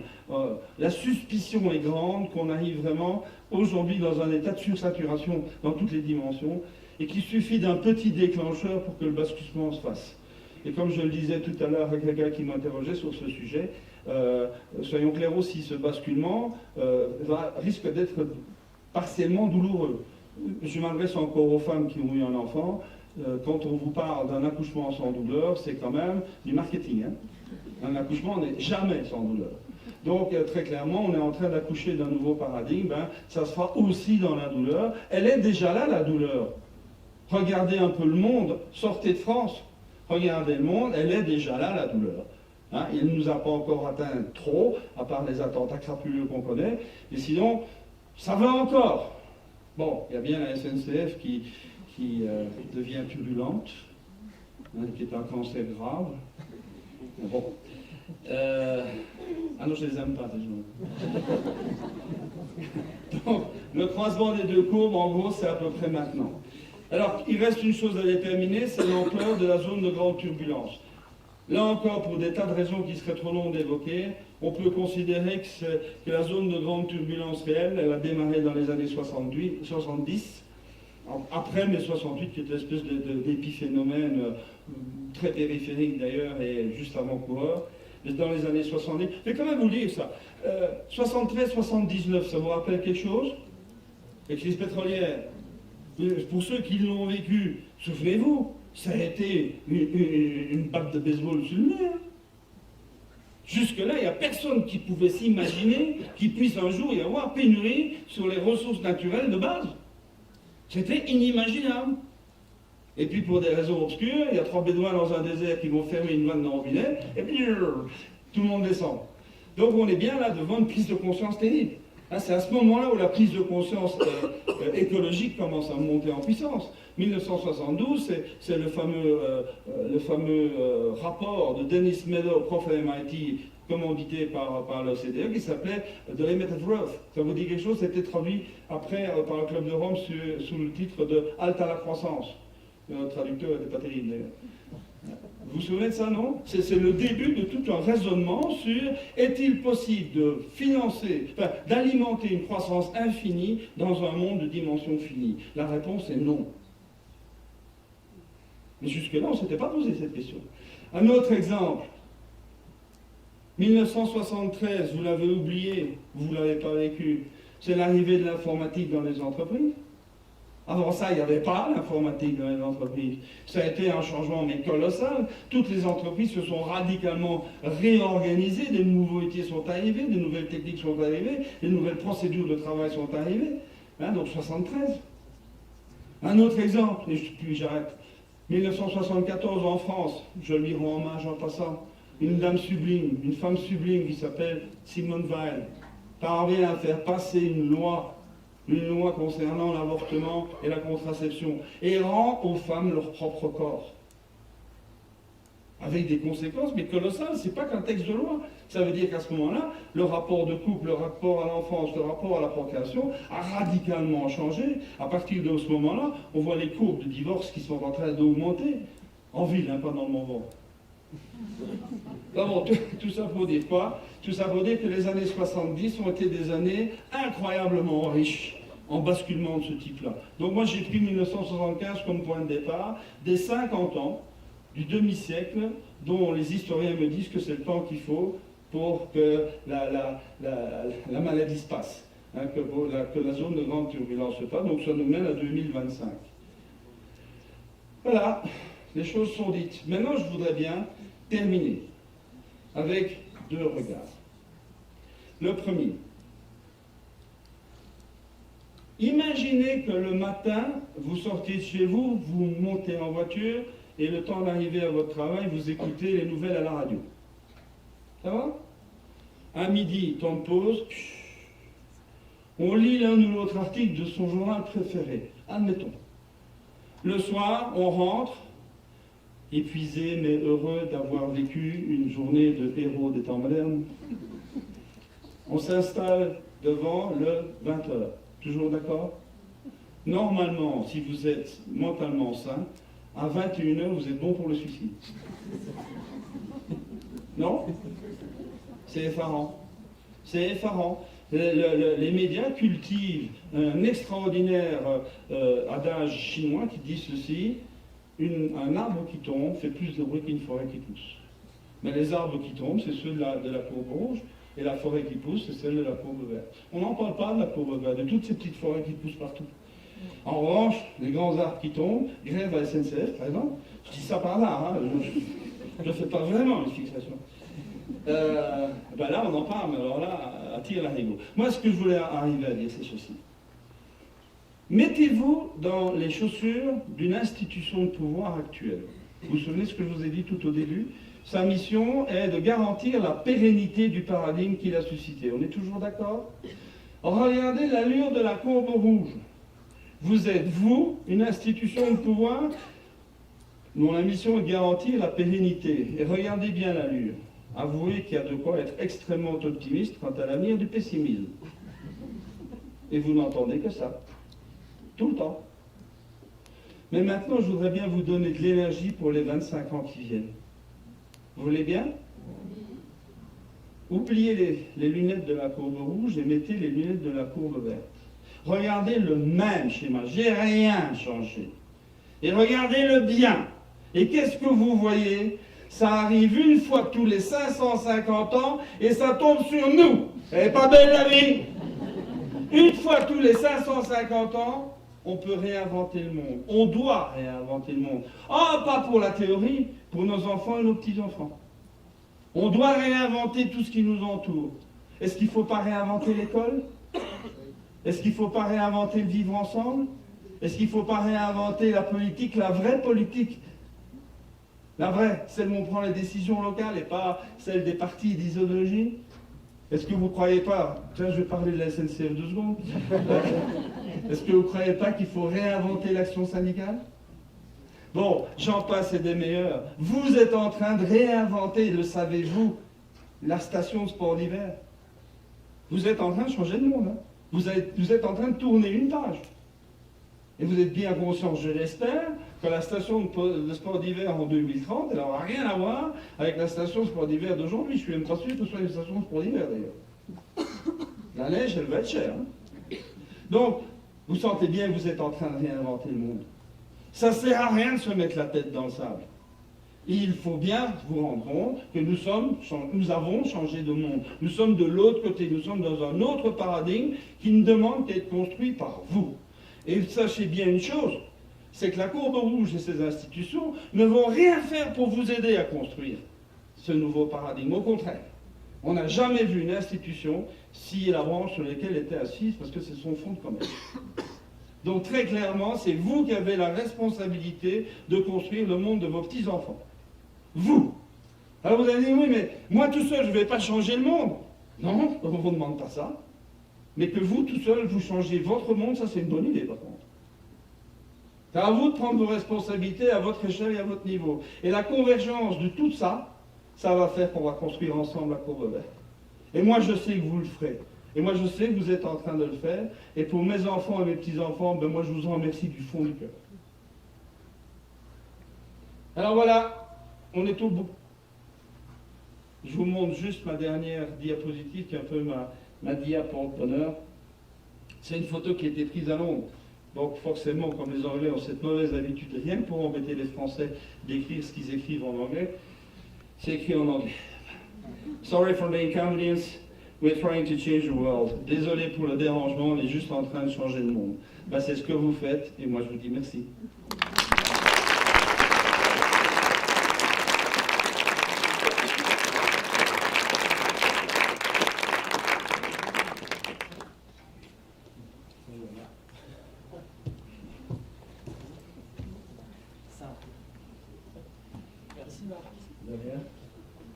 Bon, je crois que c'est un virtuose, hein.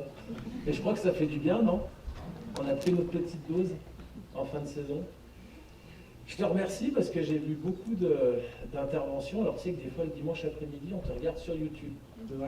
Alors il n'aime pas trop YouTube, mais on en parle à midi s'il y en a qui veulent de temps en temps se rafraîchir un peu la mémoire. Il y a une intervention sur YouTube au CK à Bordeaux, vous la regardez. Des fois avec Benjamin, on se la met le dimanche après-midi. C'est mieux que Lantin. Hein, et on passe notre dimanche à t'écouter quand même, c'est pas mal. Je te félicite. Non, que vous dire si ce n'est qu'on a pris une grande bonne claque, comme d'habitude, mais une grande bouffée aussi d'oxygène et d'optimisme. Et que de toutes les interventions que tu as vues, je crois que c'est une de tes mots-là, je tenais à te le dire.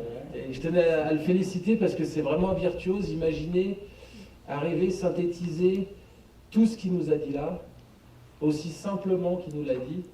Ça, c'est un vrai travail et ça, c'est un virtuose. Je voulais vraiment t'applaudir parce que vraiment, tu le mérites, Marc.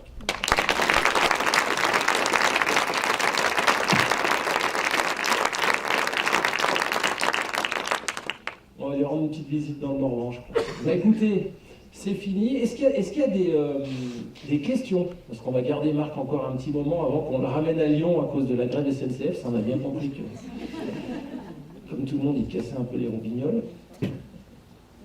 Non? Pas de questions? Tout était clair, je crois. On a filmé la conférence, ouais. Il me semble. Ouais, Ludo. Une petite question. Sur le graphique précédent, il y a une date que vous n'avez pas expliquée, c'est 2008. Ah oui. Bon, ça c'est facile. C'est 2007-2008, c'est la grosse crise de subprime, c'est Lehman Brothers. Vous voyez ça? Et donc c'est juste pour dire que là, il y a le premier, enfin c'est pas le premier, c'est le deuxième gros couac dans la logique de la prise de pouvoir de la finance sur l'économie. Le premier est passé un peu plus inaperçu, mais c'était en mars 2001. C'est ce qu'on appelait en anglais le dot-com crisis. Je ne sais pas, dot-com, ça vous dit quelque chose? .com? La bulle Internet. Comment? La bulle La Internet. bulle Internet. Ça s'appelait la bulle Internet? Bon, ben voilà. Donc ça, c'était mars 2001. Là, c'était un peu la cote d'alerte. Mais on dit, tiens, oui, mais c'est normal, c'est parce que nous, la finance, on ne comprend pas ces petits gars, ils fonctionnent d'une manière complètement délirante. Donc c'est normal qu'on n'a pas compris grand-chose. En revanche, avec Lehman Brothers, c'était vraiment une rupture beaucoup plus forte. C'est-à-dire, il y a quelque chose qui ne va plus. Donc je crois que c'était quand même symptomatique d'un basculement. Cela, c'est pas pour vous faire paniquer, c'est pour vous foutre franchement des chocottes. C'est que des bulles comme ça, il y en a plein qui sont aujourd'hui qui sont prêtes à éclater. La plus grosse étant les CDS, les Credit Default Swaps. Ça, c'est aujourd'hui connu, c'est de l'ordre de 80 000 milliards de dollars. À côté de ça, le subprime, c'est la roupie de 500 000. C'est 1000 fois plus gros. Donc ça, c'est pour demain matin.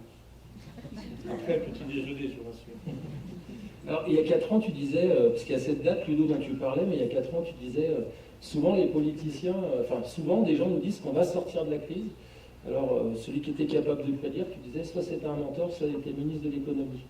Bon, bah, aujourd'hui, il est président de la République. Ah, ça, je suis pas sûr. Je suis pas sûr. Je crois, en comparatif, j'ai l'impression que Macron a quand même tourné le dos à la plupart des idéologies de la courbe rouge. Est-ce que ça veut dire pour autant qu'il soit sur la courbe verte? Ça, j'ai pas dit. Je dis simplement qu'il a tourné le dos à ces anciennes chansons qui aujourd'hui ne fonctionnent plus.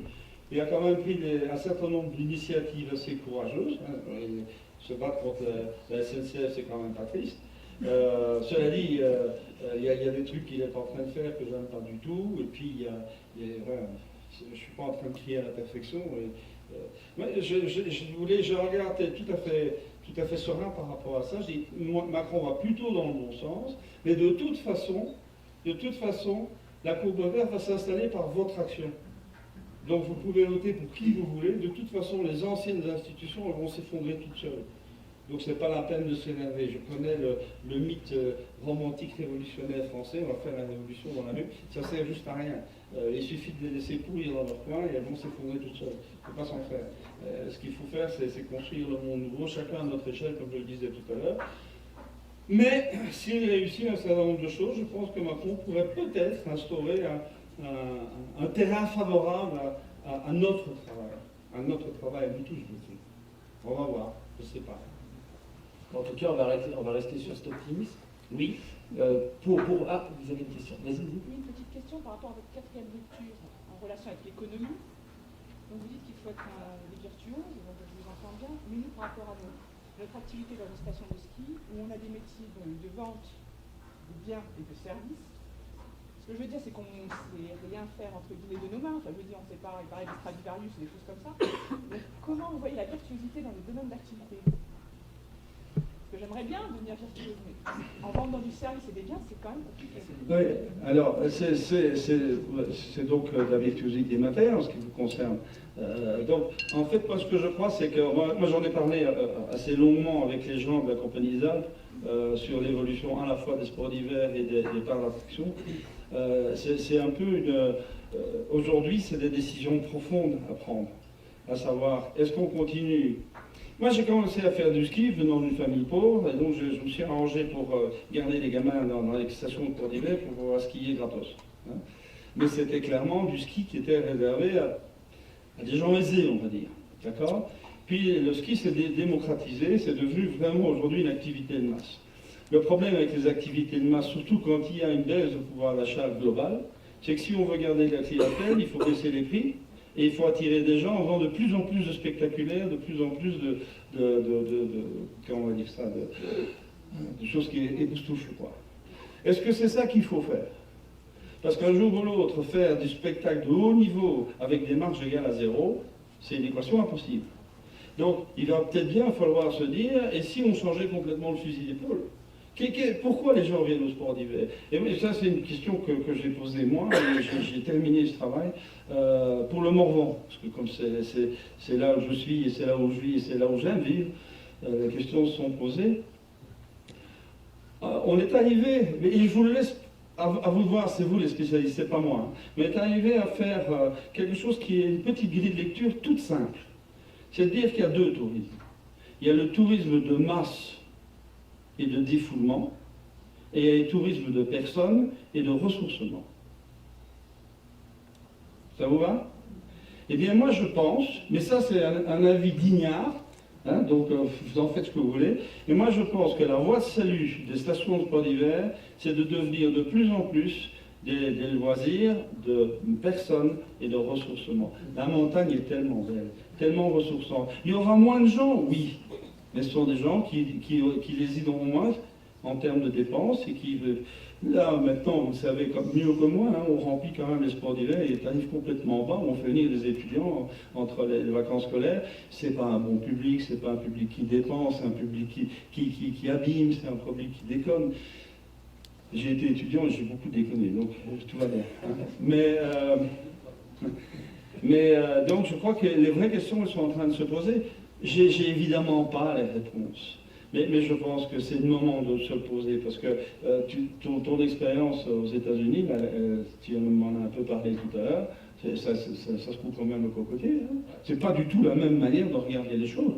Et encore, les Américains, les États-Unis, sont beaucoup plus sur la courbe rouge que nous encore. Hein. Donc il faut pas les prendre comme exemple, enfin il faut les prendre comme contre-exemple, à mon avis. Donc tout ça pour dire quoi? C'est que je vous condamne à réinventer tous vos métiers de montagne. Il faudra, parce que vous savez comme moi que le réchauffement climatique va quand même vers quelque chose qui est une diminution assez forte du manteau neigeux, autour des problèmes comme on veut, que le remplacer par de la neige artificielle avec des canons à neige, c'est un pis-aller. Pourquoi? Parce que le coût de l'énergie va augmenter terriblement fort dans les 10 ou 15 ans qui viennent. Pour produire de la neige, ça coûte une énergie folle, vous le savez comme moi. Toutes les infrastructures mécaniques que vous avez dans toutes les stations sont des consommateurs d'énergie colossaux. Donc tout ça va faire qu'il va bien falloir un jour faire l'équation en disant voilà ce que je consomme, voilà combien ça va coûter, est-ce que je suis capable de financer ça? La réponse ce sera non. Alors moi je ne suis pas du tout pessimiste, je dis simplement que voilà où la virtuosité se met, c'est dans cette capacité de sortir du cadre d'aujourd'hui, avec tout ce qu'il a de plaisant, tout ce qu'il a de souvenirs, tout ce qu'il a de merveilleux aussi, hein, de sortir de ce cadre et de dire, bon, admettons que ce cadre-là disparaisse, et je crois que c'est très vrai, on fait quoi à la place et comment on le fait? Beaucoup mieux, beaucoup plus intelligemment, en restaurant nos marges, en ayant un service tout à fait différent à nos clients, des critères de satisfaction tout à fait différents pour nos clients, etc., etc. Enfin, je vais pas dire ce que je dis. Mais je n'ai pas la réponse, hein, Miss, on est d'accord là-dessus. Je suis juste en train de dire ce que moi j'ai comme ressenti par rapport à ça, suite aux différentes interventions que j'ai eues ces derniers temps et le rapport qu'on a fait pour le moment. Donc ça s'arrête là. Voilà. Pour résumer ce que tu dis, Marc, moi je pense on va petit à petit devoir passer d'une économie de la prestation à une économie de la solution. Voilà. Et la transformation, garantir la transformation de nos clients, c'est être dans la solution. Et ce que je pense, quand on parle de virtuosité, parce qu'on vend de l'immatériel, mais c'est pas facile, c'est que tant que la compétence du vendeur sera supérieure à la compétence de l'acheteur, on créera de la valeur, dans le conseil au moins, et dans garantir la solution. Mais aujourd'hui, le plus grand drame quand on va chez Darty, et c'est pas méchant, c'est que tu poses une question, et moi je cherchais un humidificateur d'air pour mon fils, parce qu'il y a Valto, les recettes, bref. Et je m'aperçois que le mec connaît absolument pas ses produits.